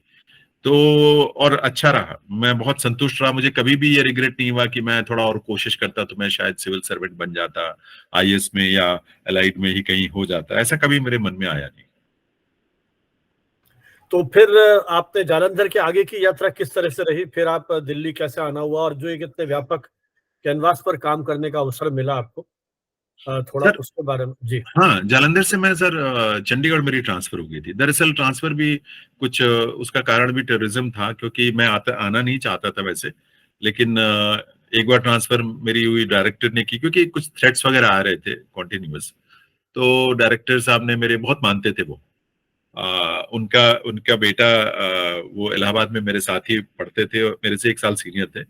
तो जब वो आए थे तो उनके साथ मेरा बड़ा घरेलू सा संबंध था, बहुत ही नजदीकी। तो लेकिन ये सब मामले जब उनको रिपोर्ट में आया, उनके पास खबर, ये चीजें पहुंची एलआईयू वगैरह की तरफ से कि थोड़ा सा रिस्क है इसको, तो उन्होंने मेरी ट्रांसफर कर दी। मैंने कहा नहीं, मैं ऐसे डर के जाने वाला नहीं हूँ, मैं नहीं जाऊंगा, मुझे ईश्वर पे भरोसा है। तो फिर उस समय तो रुक गई। बाद में फिर कुछ सीरियस मैटर्स आए उनके सामने, तो उन्होंने मुझे ट्रांसफर भी किया और साथ ही साथ रिलीव भी कर दिया। और फिर उसके बाद मैं चंडीगढ़ आ गया था। उनको बड़ा, मतलब मेरे से बोले, वो ड्यूटी रूम में एक छोटी सी फेयरवेल रखी थी लोगों ने, तो उनको भी बुलाया, वो भी आए। तो उन्होंने, मुझे गुस्सा बहुत था वैसे कि इन्होंने मुझे जबरदस्ती यहाँ से भेज दिया। लेकिन उन्होंने एक बात कही वहां कि मुझे जिस तरह से राम को वनवास भेजते हुए दशरथ के ऊपर जो बीती होगी, मुझे आज वही मेरे ऊपर बीत रही है। तो मेरा तो एकदम पिघल गया मैं तो इस बात से। मुझे लगा कि कितनी इंटेंसिटी उनके मन में है इन चीजों को लेके, पर मेरी फायदे की या मेरी बेहतरी के लिए उन्होंने ये किया। तो मैं वहाँ चंडीगढ़ मेरी ट्रांसफर हो गई। उसके बाद मेरा एक दोस्त है वहाँ, अमरजीत, वो रेडियो में पैक्स उसने ज्वाइन किया था, बहुत क्लोज थे हम लोग। तो वो पहले पंजाब के पब्लिक रिलेशन डिपार्टमेंट में था। तो एक वो जा रहा था चंडीगढ़, तो उसने कहा चलो तुम भी चले चलो, देखाओ एक बार आप जिस शहर में जाना है। तो मैं पहली बार चंडीगढ़ गया उसके साथ, घूम घाम के हम आ गए वापस। उसके बाद सर हमारे पास सामान तो कुछ था नहीं, बस एक वेडिंग था, साइकिल थी मेरे पास, एक नहीं, साइकिल भी नहीं थी शायद तब, और थोड़ा सा सामान था, बस पे लादा ऊपर, और चंडीगढ़ आ गए। चंडीगढ़ आने के बाद भी फिर एक नई जिंदगी की शुरुआत, एक नए सिलसिले की शुरुआत हुई। और वो बहुत ही कमाल की रही है, क्योंकि चंडीगढ़ मेरा ज्यादा समय बीता। और चंडीगढ़ देखिए, वहाँ रेडियो तो विविध भारती का ही चैनल था, लेकिन जी। न्यूज भी वहां से, प्रादेशिक समाचार वहां से होते थे। हम्म। तो मैं वहाँ, लोगों को पता लग जाता है, देखिए मैं प्रोग्राम तो करता ही था रेडियो में। तो एक बार किसी, एक वहाँ न्यूज एडिटर थे, उन्होंने कहा कि यार एक एक बीजीआई में वहाँ एक प्रोग्राम है, तो वो एंकर ढूंढ रहे हैं, उसका अनाउंसर, तो आप कर लोगे? तो मैंने कहा हाँ कर लेंगे। जी। अब मुझे नहीं मालूम उनको कैसे लगा कि मैं ये कर सकता हूँ, क्योंकि उन्होंने कभी मैं पहली बार चंडीगढ़ में करने जा रहा था, लेकिन वो किया, बहुत अच्छा हुआ। अब वो एंकरिंग ऐसी फील्ड है सर, मैं ये कहता हूँ बच्चों को कि एंकरिंग ऐसी फील्ड है जहां आपको अपना प्रचार करने की जरूरत नहीं है। एक कार्यक्रम में 5-10 लोग ऐसे जरूर मिलेंगे जो आपको नंबर लेके जाएंगे अगर उनको अच्छा लगेगा तो, और वो बुलाएंगे आगे। तो इसका प्रचार तो अपने आप ही काम से होता है, सही और सही यही सही हुआ। यही हुआ चंडीगढ़ में धीरे धीरे, जबकि वहां 2-3 लोग बहुत सीनियर और बहुत अच्छे स्टेज एंकर्स थे, कॉम्पियर थे, लेकिन उसमें भी थोड़ा उन लोगों को लोगों को लगता होगा कि कोई चलो एक नया कोई आया है उससे करवाते हैं, या कुछ अच्छा लगता होगा, बेहतर उनको दिखता होगा, तो वहां के इम्पोर्टेंट प्रोग्राम में मुझे मिलने लगे, मैं करने लगा। फिर मुझे हरियाणा सरकार में जो डिपार्टमेंट ऑफ कल्चर है वहां का, उसमें कमल तिवारी जी होते थे, अब तो रिटायर हो चुके हैं, वो ज्वाइंट डायरेक्टर रिटायर हुए, तो उस समय वो थे, तो उनसे संपर्क हुआ और उन्होंने बुलाना शुरू किया। उन्होंने मुझे, वो मेरे मेंटोर रहे समझिए, मुझे उन्होंने एक मतलब तराशा एक तरह से, मेरे बोलने को, मेरे खड़े होने को, मेरे भाषा भाषा वगैरह को तो अच्छा था शुरू से, लेकिन स्टेज पर कैसे एंट्री हो, कैसा खड़ा होना चाहिए, कैसे कपड़े पहने, ये थोड़ा मुझे गाइड करते रहते थे। तो उन चीजों से, और फिर वो चूंकि हरियाणा में जितने प्रोग्राम होते थे उसमें सब में वो मुझे लेके जाते थे, छोटे से लेके बड़े तक, तो एक बहुत बड़ा एक दायरा बन गया उसकी वजह से। और हरियाणा में मेनली जो कार्यक्रम, चाहे वो प्रधानमंत्री आ रहे हो, मुझे याद है नरसिम्हा राव जी का प्रोग्राम मैंने किया था, डबवाली में हुआ था, राष्ट्रपति आ रहे हो, इस तरह के बड़े प्रोग्राम के लिए मुझे लेकर जाते रहते थे। तो उससे अपने आप ही एक दायरा बड़ा होता चला गया, विस्तार होता चला गया, और जगह बनती चली गई। लेकिन साथ साथ मैं अपने को एक्सप्लोर भी बहुत करता रहा हूँ। तो मैं एक छोटी सी चीज बीच में जोड़ूं आपको, कि जब जालंधर में था तो मैंने चंडीगढ़ से प्रादेशिक समाचार पढ़ने के लिए, समाचार वाचक के लिए पोस्ट निकली थी, एडवर्टाइज हुआ था वो, तो मैंने भी अप्लाई किया था, फिर मेरी चंडीगढ़ ट्रांसफर हो गई, तो मैं वहां आ गया। उसका ऑडिशन हुआ, रिटन हुआ, क्वालिफाई किया, ऑडिशन हो गया, उसमें भी क्वालिफाई किया, इंटरव्यू में उसमें मैं रह गया या कुछ वजह थी अंदरूनी जो सबको मालूम थी, तो वो चीज हुई। मैं उस बात से लेके डायरेक्टर से साहब से बहुत नाराज था, क्योंकि वो भी मेरी बड़ी फैमिली की तरह सब कुछ था, और मेरी सिलेक्शन नहीं हुई। और एक एएसडी साहब थे, तालिब साहब, वो बहुत इंसिस्ट करते कि नहीं मुझे जैनेन्द्र चाहिए, और जो एक्सपर्ट थे वो भी, लेकिन वो डायरेक्टर साहब थे, उन्होंने कहा, उन्होंने, उनकी इच्छा कुछ और थी, तो कुछ वही हुआ जो उनके हिसाब से, तो मैं बहुत नाराज हुआ, उनसे बात भी नहीं करता था मैं। लेकिन एक दिन वो मुझे दोपहर में उन्होंने पकड़ लिया और बोले कि ऑफिस में नहीं, बाहर कहीं मिले हम एक दूसरे के आमने सामने, तो रोका उन्होंने, क्यों, क्या बात है, क्या है, किस बात से तुम अपना आजकल उखड़े उखड़े से रहते हो, ऐसे ही हो। मैंने बताया, मैंने कहा ऐसे तो मुझे उम्मीद नहीं थी कि आप करेंगे। फिर उन्होंने मुझे समझाया कि देखो जैनेन्द्र, जी। तुम अगर न्यूज रीडर हो जाओगे तो जिंदगी भर न्यूज रीडर रहोगे।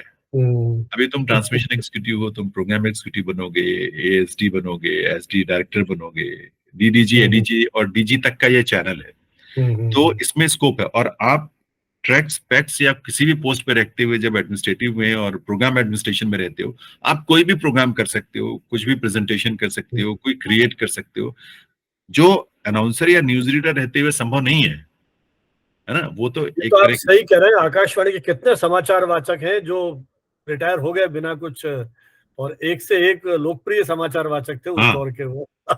लेकिन वो तो एक एक दायरे में ना सिमट गए और टाइट हाँ, हो गए, जिसको कहते हैं ना, बिल्कुल क्योंकि बिल्कुल, वही हाँ। लोग, कभी अगर ऐसा मौका मिला, गिने चुने होंगे जो दूसरी फील्ड में जी, जाके अच्छा किया, स्टेज पर अच्छा किया, फिल्मों में बिल्कुल। अच्छा किया हो, वो न्यूज पढ़ते पढ़ते उसी ढंग ढर्रे में ढल गए वो।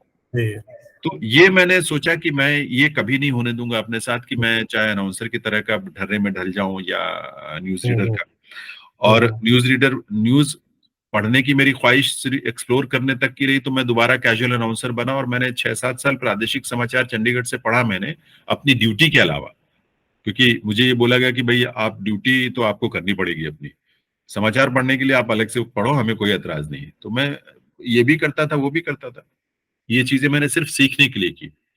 और वहां एक एनएसडी की वर्कशॉप लगी थी सर चंडीगढ़ में, तो चूंकि मुझे स्पीच को लेकर काम करने की बड़ी ललक थी, तो मैं कवरेज के लिए गया हुआ था, तब मैं न्यूज में था, तो वहाँ अंकुर जी, सुब्बा राव जी, बीएम शाह साहब, इस तरह की काफी बड़ी बड़ी हस्तियां आई हुई थी।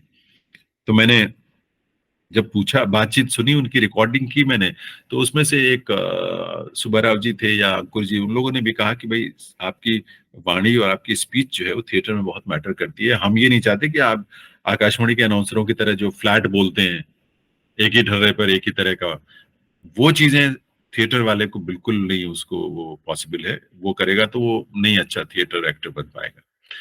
तो ये बात मैं पहले से समझता था, मुझे फिर भी लगी, फिर मैंने, चूंकि उन्होंने बोला तो मैं एकदम से सजग हो गया, मेरी चेतना जागी, और मैं कार्यक्रम खत्म हुआ तो मैं अंकुर जी से जाके मिला, मैं कहा सर मैं भी ज्वाइन करना चाहता हूँ। तो बोले पूछा उछा कभी थिएटर किया है, क्या किया नहीं किया। मैंने कहा कभी नहीं किया, मेरी तो स्टेज पर जाने की हिम्मत कभी नहीं हुई, सोचा ही नहीं, लेकिन मैं स्पीच के लिए काम करना चाहता हूँ। उन्होंने कहा ठीक है कल से आ जाओ। तो मैं गया, छुट्टी ली 15 दिन की, और मैंने 15 दिन का वो ज्वाइन किया। थिएटर की वर्कशॉप 15 दिन की पूरी हुई, उसमें कंक्लूडिंग में एक परफॉर्मेंस छोटी छोटी सबकी थी, मैंने भी की। अब उसके बाद क्या, फिर थिएटर के ऑफर मिलने लगे।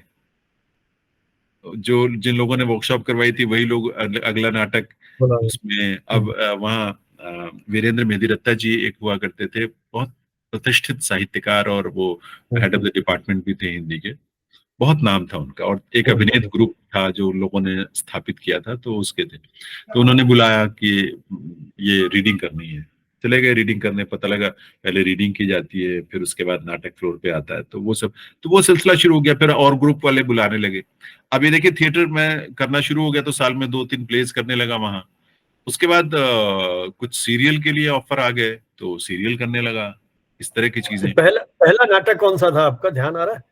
एक सपने की मौत, अच्छा, डेथ ऑफ किनका ए लिखा? सेल्समैन, एक नाटक अंग्रेजी का है, जो उसमें अच्छा अच्छा अच्छा। जे.एन. कौशल साहब ने इसका हिंदी में वो ट्रांसलेशन किया था, एडेप्टेशन किया था इसका, एक सपने की मौत। अच्छा तो मुझे अच्छा। बन्नू, उसका कैरेक्टर का नाम था बन्नू, बड़ा लड़का, हम्म, थोड़ा बिगड़ा, हम्म, थोड़ा दिग्भ्रमित, कुछ ऐसा। अच्छा तो वो था, वो तो मैंने किया था, पहला नाटक था अच्छा अच्छा, चंडीगढ़ में? चंडीगढ़ में। अच्छा अच्छा, फिर आपकी सीरियल में एंट्री होती है चंडीगढ़ से ही? हाँ, वहीं फिर जैसे कोई बाहर से लोग आते थे कि हम्म। एक्टर्स, क्योंकि मेन एक्टर्स तो हमेशा बॉम्बे से या वहां से लेके आते थे, लेकिन बाकी के लिए लोकल लेवल पे ढूंढते थे। तो जब भी लोगों को ढूंढाई होती थी, जो वो प्रोडक्शन मैनेजर वगैरह होते थे, तो सब जानते ही थे, थिएटर के ही लोग थे, तो वो बुला लेते थे। लेकिन मैं काफी समय तक किया नहीं, क्योंकि मुझे था थोड़ा कि जॉब में हूँ सरकारी, और ये सब मुश्किलें, पता नहीं कैसे होता है, क्या होता है, तो थोड़ा झिझकता रहा। लेकिन एक मेरे मित्र थे विजय कपूर, वो इंडियन एक्सप्रेस में थे। तो एक दिन उन्होंने फोन किया, कि पास में ही था उनका, मेरे ऑफिस से उनका ऑफिस पास में था। उन्होंने फोन किया कि भाई अभी आ जाओ। मैंने कहा ऑफिस छुट्टी होने के बाद आता हूँ। कहते नहीं नहीं, अभी इमीडिएटली अर्जेंट है। गया तो वहां एक सरदार जी बैठे हुए थे, तो मुझसे बात बात करवाई। उन्होंने बताया ये ए.एस. बेदी साहब विंग कमांडर बेदी हैं, और इन्होंने कई सीरियल वगैरह बनाए हैं बड़े फेमस, तो ये कुछ बना रहे हैं।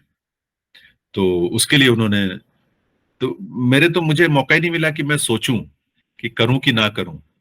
अब बातचीत हुई, और बेदी साहब ने कहा तुम ऐसा करो, अगले कल सुबह वहाँ वेस्टर्न कमांड का वो ऑफिसर्स में से वहां आ जाओ। स्कूटर लेके मैं वहां सुबह चला गया। वहां जा गया तो उन्होंने स्क्रिप्ट पकड़ा दी, ये स्क्रिप्ट है। तो इस तरह से, मतलब किसी ने मेरे से पूछा ही नहीं कि सीरियल। करना चाहते हो नहीं चाहते हो, होती चली गई चीजें। और वो सीरियल मैंने वो आदर्श सीरियल का नाम था, वो टेरिटोरियल आर्मी पे थी सर।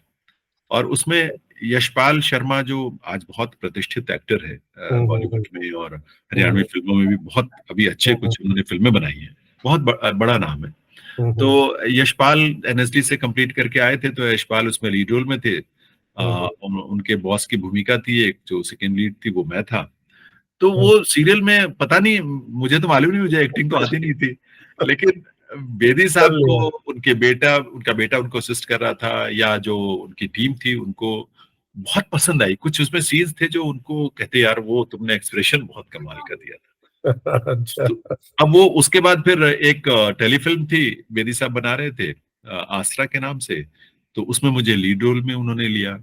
उसके बाद यादों की चिराग, एक उन्होंने सिग्नल कोर पे टेलीफिल्म बनाई, उसमें भी लीड रोल में मैंने किया।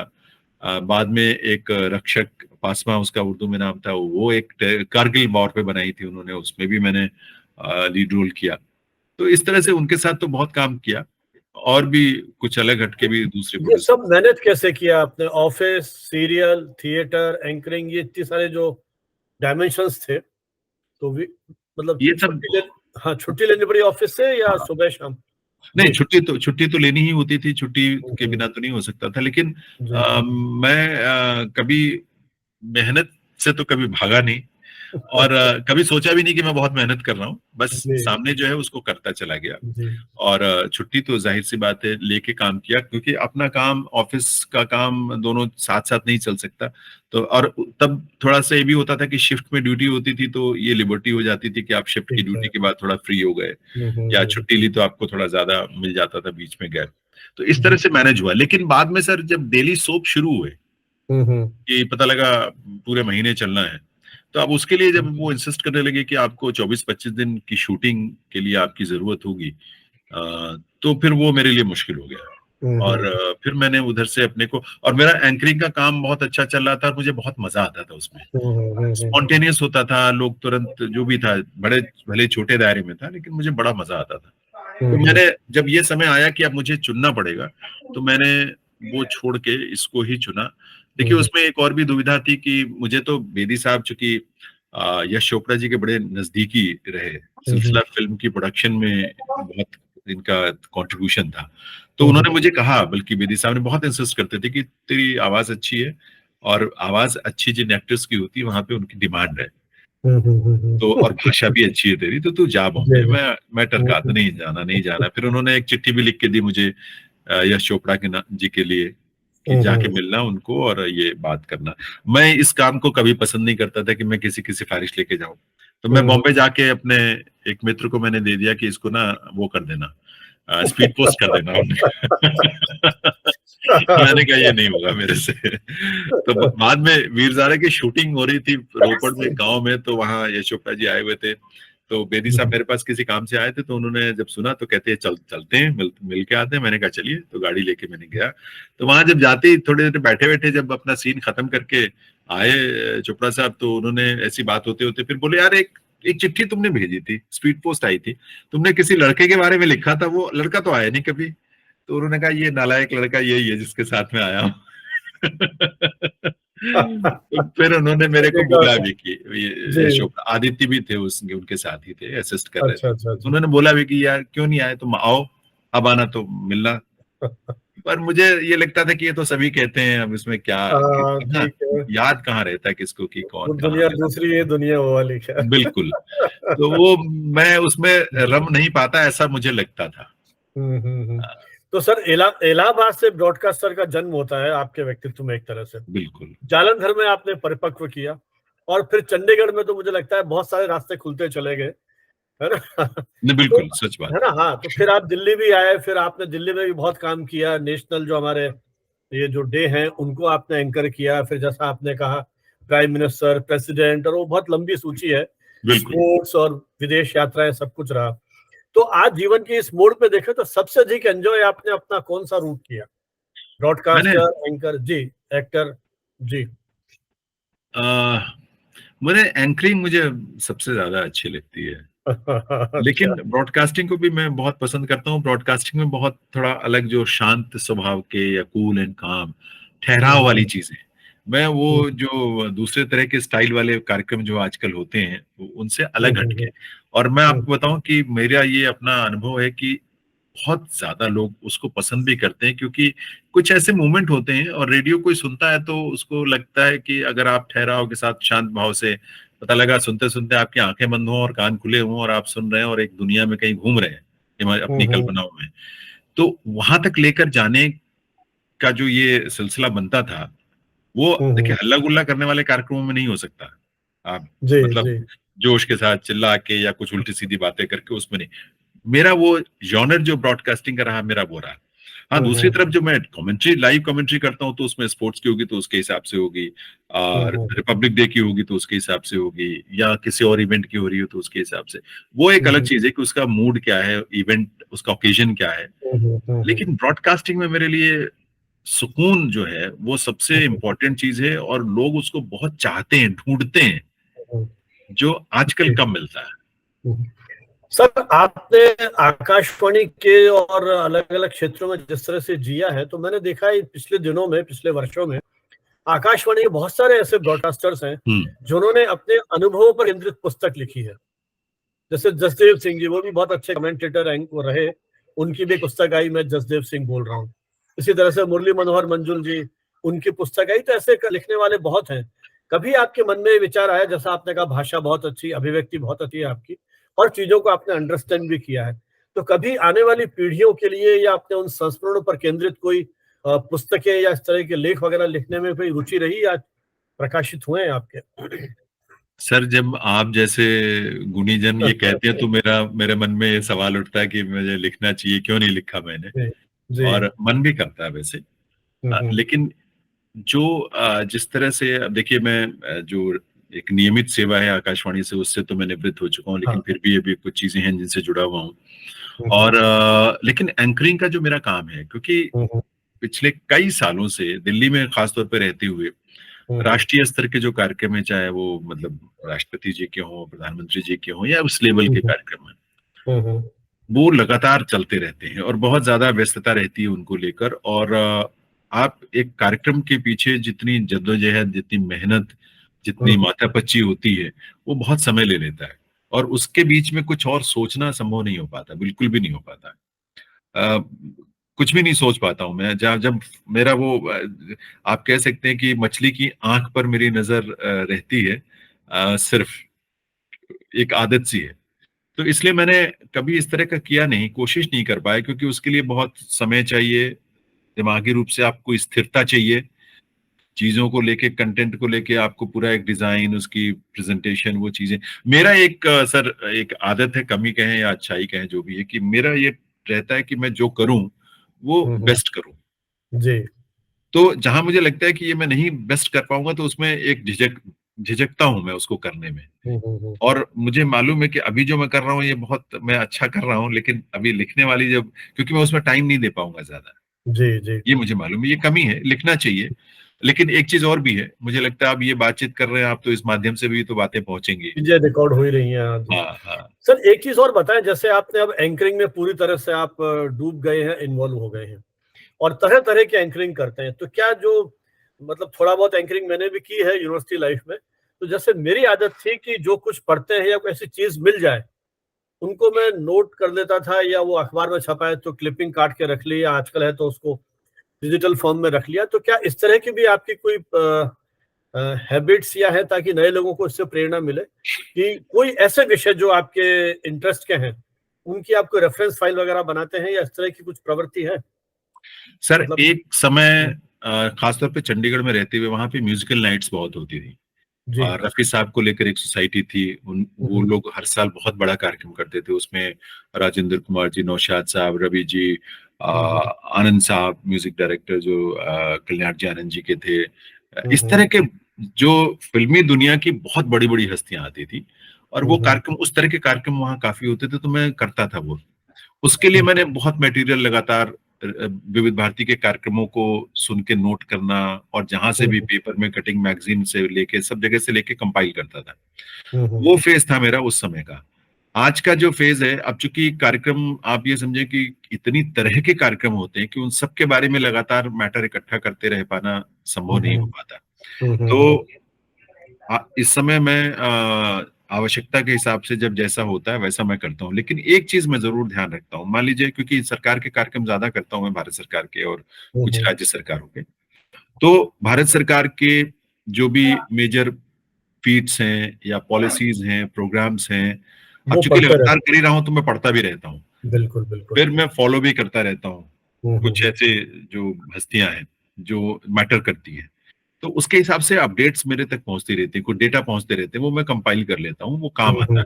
क्योंकि कई बार देखिए, जिस लेवल के प्रोग्राम की मैं बात कर रहा हूँ वहां ज्यादा बोलने की जरूरत नहीं होती, सिर्फ 2 लाइनें 3 लाइनें बोल के आपको कम से कम समय लेना है, क्योंकि वक्ताओं को ज्यादा समय मिले।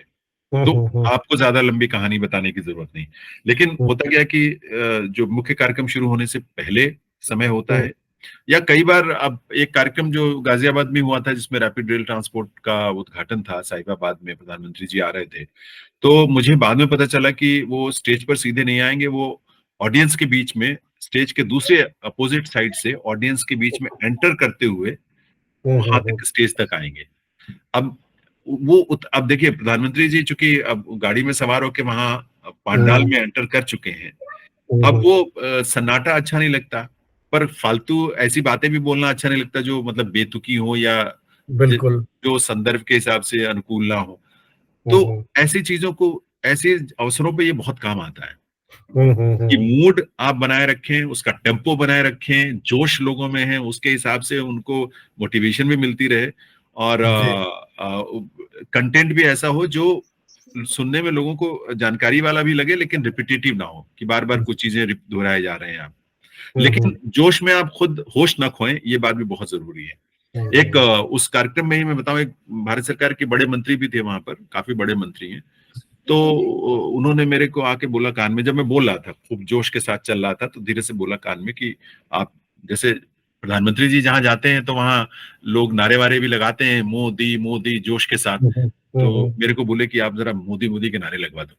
तो मैंने धीरे से उनसे कहा कि सर नहीं, ये सरकारी कार्यक्रम है, भारत सरकार का कार्यक्रम है, शोभा नहीं देगा। लोग बोले तो बहुत अच्छी बात है, लेकिन मुझे लगता है मंच से इस तरह की बात, और वो भी एंकर बोलेगा तो ठीक नहीं लगता। और एक चीज मुझे देखिए, ये लोगों से ही सीखिए समझिए, एंकर जो है, वो एंकर जो बोलता है वो उसका अपना नहीं है कुछ भी, वो आयोजक को रिप्रेजेंट कर रहा है। तो वो जो बोलेगा वो आयोजक के शब्द हैं, मैं कुछ भी बोलूंगा। तो अगर भारत सरकार का कोई विभाग, अगर वो कोई मंत्रालय कार्यक्रम कर रहा है, तो वो किसी व्यक्ति विशेष को लेकर राजनीतिक उसको स्वरूप देते हुए कभी भी उसका नहीं होना चाहिए। एक ये चीजें समझाई बताई गई है, और उससे कार्यक्रम की गरिमा भी थोड़ी सी होती है। लोग बोले, लोगों का हक है, लेकिन हमें संयमित रहना है, अवसर के अनुकूल रहना है, ये चीजें इंपॉर्टेंट है।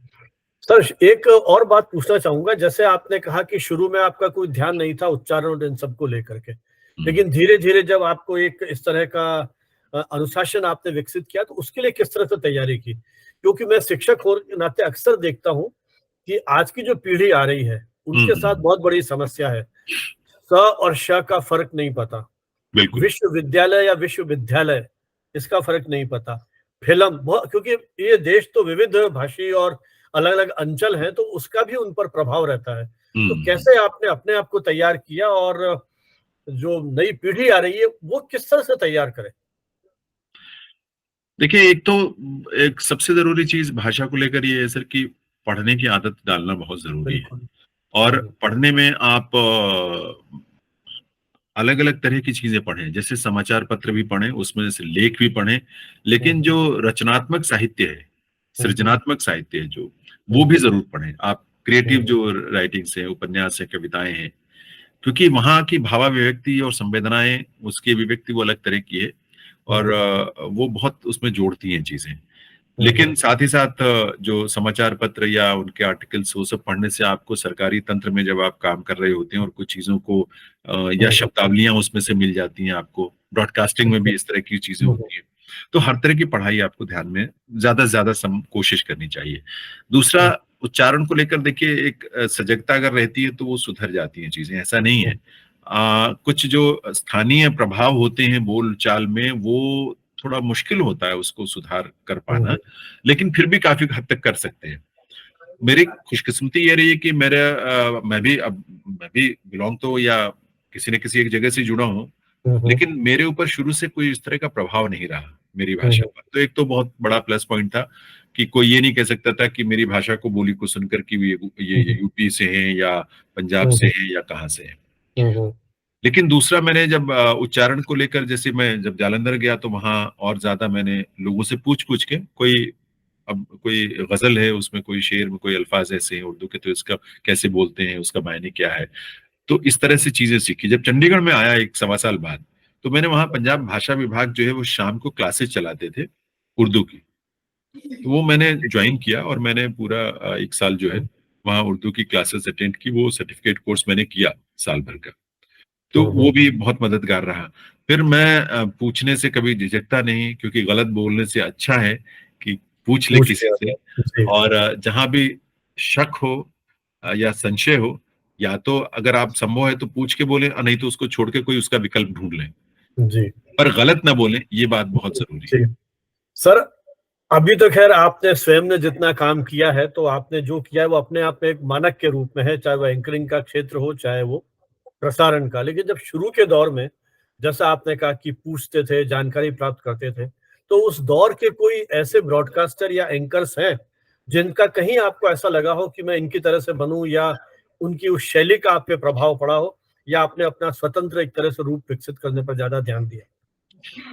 मैंने, देखिए, प्रभाव तो नहीं कहूंगा, क्योंकि मैं कभी भी किसी की तरह नहीं बनना चाहता था। जी।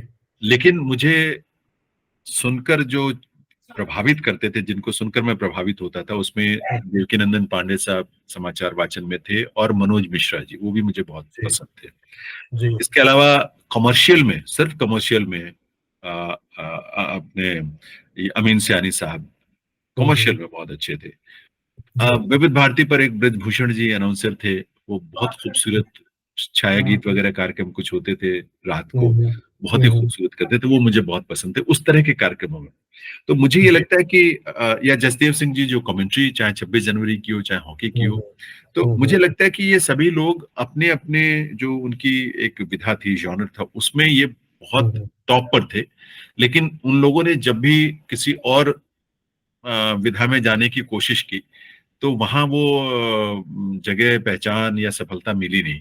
जसदेव सिंह जी ने कार्यक्रमों का संचालन किया मंच पर, अमीन सयानी साहब ने किया, और भी लोगों ने किया होगा, लेकिन उस तरह से वो चीजें, वो पहचान वहां बन नहीं पाई।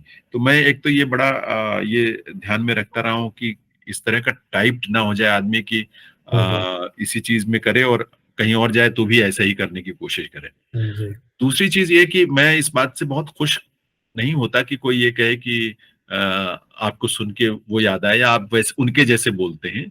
तो मुझे लगता है कि शायद मैं कहीं कुछ कमी है अभी। लेकिन मैं उनकी ईमानदारी या नियत की बात करता हूँ सर, कि वो उनके कहने की नियत सिर्फ ये होती है क्योंकि उनके लिए एक मानक है कोई। मान लीजिए जसदेव सिंह जी हैं, अमीन सयानी साहब हैं, वो मानक है, वो दिमाग में बैठे हुए हैं।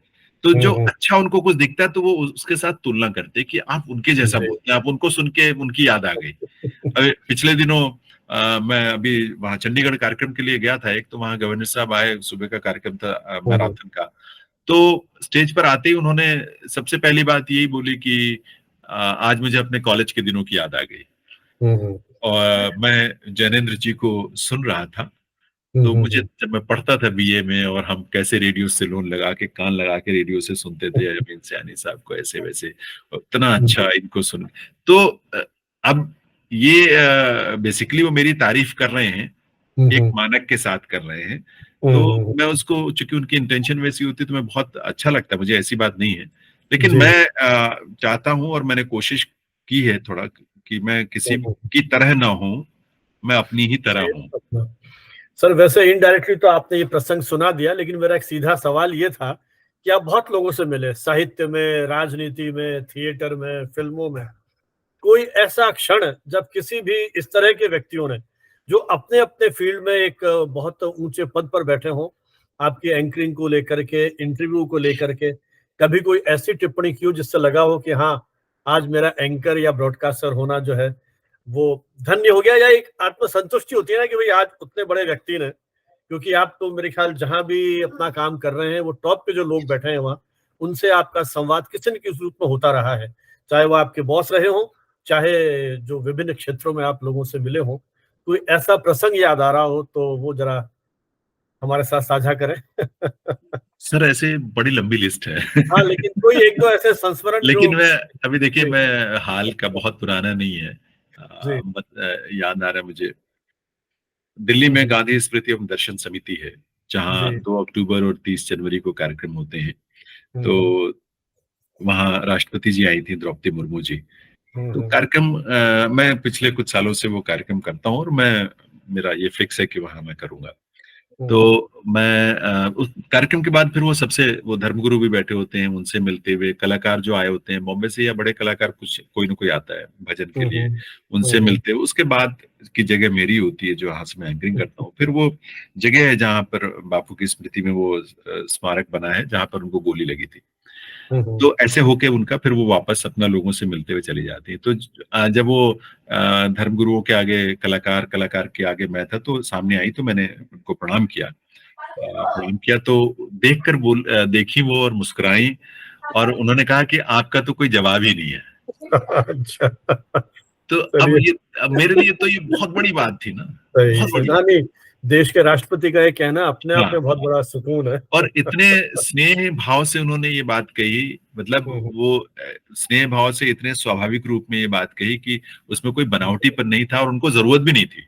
जी, जी। वो तो एक भाव निकला और वैसे भी वो बहुत सहज है।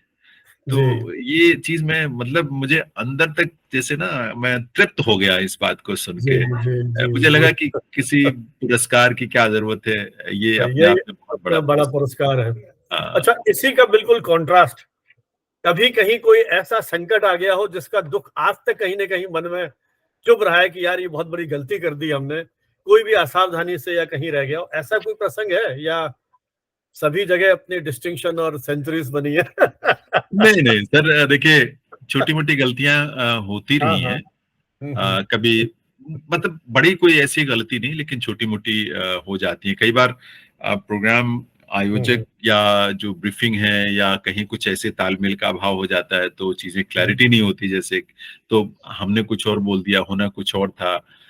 इस तरह की चीजें हुई हैं, लेकिन हुँ। वो एक स्वाभाविक सी चीजें हैं। उस तरह का कोई बहुत बड़ा जिसको कहें कि ब्लंडर ईश्वर की कृपा से नहीं हुआ, हुँ, उस हुँ। लेवल पे, जिस लेवल पे हम कार्यक्रम करते हैं। हुँ, लोगों हुँ। ने आमतौर पर लोग संतुष्ट रहे हैं, प्रशंसा ही की है। हुँ, हुँ, छोटी हुँ। मोटी गलतियां जो कि शायद आम लोगों को या दर्शकों को ना पता लगती हो, उस तरह की हुँ, हुँ। चीजें कभी इस कभार तरह की हुई हैं, होती हैं। कभी जी, जी। डिजिग्नेशन किसी का मान लीजिए गलत बोल दिया, कोई नाम का उच्चारण, मैं जबकि बहुत ध्यान रखता हूँ, मैं हुँ, पूछ के हुँ। लोगों से कि इस नाम का उच्चारण क्या होगा, वो कोशिश, जी, क्योंकि आप देश भर के अलग अलग हिस्सों के लोगों के बारे में जब उनका नाम लेते हैं, स्टेज पर बुलाते जी। हैं, तो हुँ, और हुँ। वो सभी डिग्निटरीज होते हैं, बड़े लोग होते हैं, तो उनके जी। नाम जो है सही उच्चारण होना चाहिए, इस बात की पूरी कोशिश होती है। हुँ, हुँ, तो हुँ, या मान लीजिए नाम हमें बोला गया कि ये लोग आएंगे, हमने स्टेज पर सबका वेलकम कर दिया, मैं पहचानता नहीं हूँ, पता लगा वो नहीं आए, हुँ। या जिनका नाम जी, नहीं था वो कोई आके बैठ गए हैं, उनका नाम नहीं बोला सही, गया। तो सही। इस तरह की चीजें होती है जिसमें जी। मैं मानता हूँ कि मेरी अकेले की भूमिका नहीं है। हुँ, हुँ, हुँ, हुँ। वो एक ठीक मिला-जुला, है। वो कहीं कोई जी, तालमेल का अभाव होता है, उसकी वजह से ये चीजें होती हैं। जी। सर, अंतिम सवाल, कोई ऐसी टाइम मशीन आ जाए जो हमें फिर जीवन के उस पिछले दौर में ले जाए और वापस आपको ये यात्रा शुरू करनी पड़े अपने बीए और एमए के विद्यार्थी के रूप में और आगे का पूरा करियर। कुछ ऐसी चीजें जो आप सोचते थे कि मैं करना चाहता हूँ, नहीं कर पाए और अब इन चीजों से हट कर के कोई वो आप सपना देखते हो या देखना चाहें तो वो शेयर करें? सर, आपको मैंने शुरू से आपने जो बातचीत की है और जो मैंने जी, जी। बातें कही हैं, जी, उसमें जी। एक बात तो बहुत स्पष्ट मुझे लगता है, जो मैं जी। महसूस करता हूँ और शायद आपने भी की हो या सुनने वाले, देखने हाँ, वाले हाँ। भी करते हों, जो मैंने कही है कि जी, मेरा कभी कोई सपना था नहीं। जी। मेरी कोई हाँ, बहुत आकांक्षा, एम्बिशन कुछ था नहीं। जी, मेरे बारे में लोग बल्कि ज्यादा आकांक्षा रखते थे।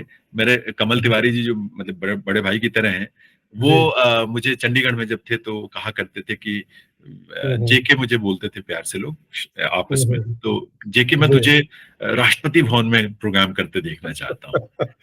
मैं अच्छा। तुझे मैं तुझे विज्ञान भवन में प्रोग्राम करते देखना चाहता हूँ। जी, जी। तो मुझे लगता था यार इतनी बड़ी बात है, वहां कहाँ मेरा कोई, मतलब कोई दूर दूर तक कोई संभावना नहीं, तो मैं सुन लेता था, उनकी बात को हुँ, अप्रिशिएट हुँ, करता था कि मेरे लिए वो इतना सोचते हैं। लेकिन वो सब चीजें हुई हैं, सब हुई हैं, हुँ, और जितनी सोची गई थी उससे कहीं ज्यादा हुई हैं। तो हुँ, मेरे लिए हुँ। कुछ बकाया कुछ नहीं है, और मेरी जो सपना नहीं था तो इसलिए उसमें कोई हिसाब किताब नहीं है। जो उसकी जी, इच्छा रही है, जब जैसी इच्छा रही है, और उसने मुझे, मैं बताऊं आपको कि सपना देखता तो एक दायरे में सीमित हो जाता। मैंने जी, सपना नहीं देखा तो मुझे इतना ज्यादा मिला है, इतना ज्यादा मिला है कि जी। मैं बहुत तृप्त हूँ। और हुँ, हुँ। ये जीवन की एक स्वाभाविक प्रक्रिया है। जैसे अब देखिए, मेरे बच्चे, मेरी दो बेटियां हुँ। हैं, लंदन में है, बड़ी बेटी के भी बेटा एक हुआ, तो मैं उसके साथ ज्यादा टाइम ऑनलाइन या वीडियो से या ऐसे जी, कभी जाना आना भी होता है, या जब मौका मिलता है तो वहाँ चले जाते हैं। चले भी जाते हैं। जी, तो मैं जी, उसको देख के उस बचपन को मैं ज्यादा एंजॉय करता हूँ, बशर्ते कि मैं बचपन में चला जाऊं, जी, जी। क्योंकि उन बच्चों के साथ ही अपना बचपन है, वो जो हाँ मन हाँ, का बच्चा है वो जीवित रहना चाहिए कुल तो मिलाकर के ये ये। जो स्वाभाविक प्रवाह है जिंदगी का, प्रकृति का, जी। हुँ, वो हुँ, हुँ। ज्यादा अच्छा है। बशर्ते कि ये कि मैं कहीं टाइम मशीन अगर ऐसी हो और मैं पीछे चला जाऊं, मैं इस तरह की चीजों को सोचता ही नहीं कभी। चलिए, वर्तमान में रहना ही मतलब अपने आप में बस वर्तमान में रहना है। हाँ, एक चीज जरूर ध्यान में रखता हूँ मैं, जो ऐसे मेरे मतलब बच्चे या यंगस्टर्स जो आना चाहते हैं इस फील्ड में या किसी भी फील्ड में हो, मुझे ये लगता है कि ज्यादा से ज्यादा लंबे समय तक आप काम कर पाए, ठीक से कर पाए, तो इसके लिए आपको अपनी सेहत का ध्यान बहुत जरूरी, अच्छे से रखने की जरूरत होती है। और सेहत में आपकी मेंटल और फिजिकल दोनों तरह की सेहत है। फिर जी। आप जितना ज्यादा आप पॉजिटिविटी अपने अंदर रखेंगे। देखिए, एक चीज सर, एक छोटी सी बात है लेकिन बड़ी इंपॉर्टेंट है कि आवाज जो है उसका एक चेहरा होता है, चरित्र होता है, उसका एक जी, एक्सप्रेशन होता है। आप मन में कुछ और रखें और वाणी पे कुछ और जबान पे कुछ और हो तो वो प्रभाव नहीं पड़ता। बिल्कुल। मुझे लगता है कि मैं बोलता हूँ, लोग कहते हैं कि ये बात आप बोलते हैं तो लगता है कि हाँ सही बात है या ये बात होनी चाहिए, शायद इसलिए कि वो बहुत ईमानदारी से कही गई बात है।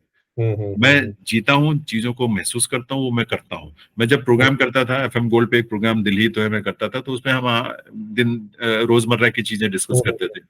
तो कोई उसमें हम लोगों से मंगाते थे कि आप कुछ बातें भेजें जिस पे आप चाहते हैं कि हम बातचीत करें। तो वो कोई भेजता था जैसे कि नहीं नहीं आप ये स्वच्छता पे बात करिए, प्लास्टिक का लोग इस्तेमाल ना करें।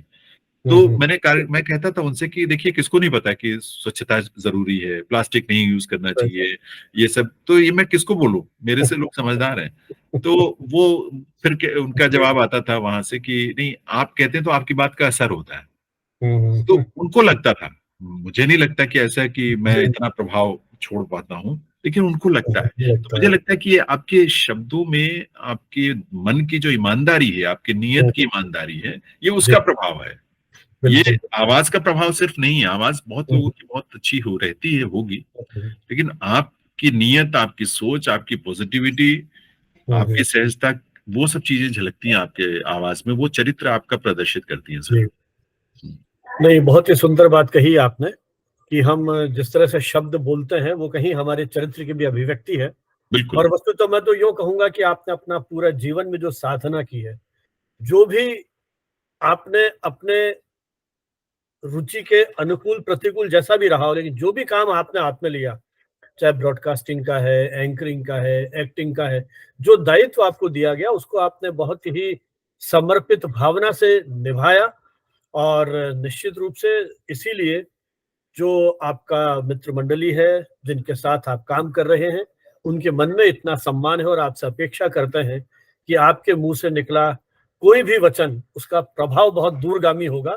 शायद ये जो हमने व्यक्तित्व या आपने जीवन जिया है, उसी की एक तरह से प्रतीकात्मक अभिव्यक्ति है। आपने हमारे इस कार्यक्रम में आकर के अपने जीवन के उन अनुभवों को, उन रोचक संस्मरणों को और अपनी पूरी इस यात्रा को, निश्चित रूप से जो पीढ़ी इसमें आना चाहती है, इन सब चीज़ों में कोई शॉर्टकट नहीं है। निरंतर मेहनत और अपने आँख, नाक, कान खुले रख कर के बिल्कुल। और आस-पास के परिवेश को हम समझें। जो भी आपने काम हाथ में लिया है, उसको पूरी शिद्दत के साथ करें। मुझे लगता है वही सफलता का राजमार्ग है।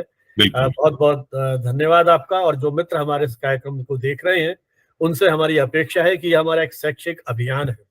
इसके साथ आप जुड़ें, हमारे चैनल को सब्सक्राइब करें, साझा करें और साथ ही टिप्पणियों से हमारा मार्गदर्शन करें, ताकि हम हमारे आने वाले जो इस तरह के और कार्यक्रम हैं, एपिसोड्स हैं, उनको इसी तरह से नियमित रूप से जारी रख सकें और हमारे मित्रों के साथ ये जो हमने बातचीत की है, कहीं न कहीं आपको अपने जीवन में कुछ कर गुज़रने के लिए प्रेरित कर सके।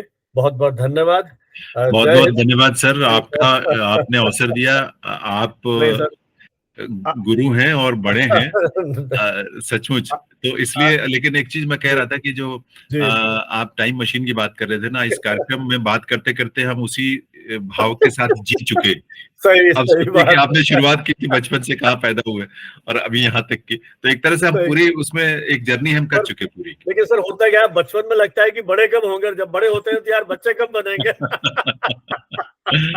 लेकिन ये बहुत सब अच्छा लगा। और चलिए, नहीं साहब, मुझे हमें लगता भी। है कि मैं कुछ जी। अगर इस तरह से भी किसी के जीवन में कुछ जोड़ सकूं या जी, कुछ सकारात्मक प्रभाव पैदा कर सकूं, तो मेरा सौभाग्य है और मेरा जीवन बिल्कुल सार्थक साहब, होगा। बिल्कुल तो साहब, आपका भी सार्थकता बहुत बहुत इसी में धन्यवाद। है। जी, थैंक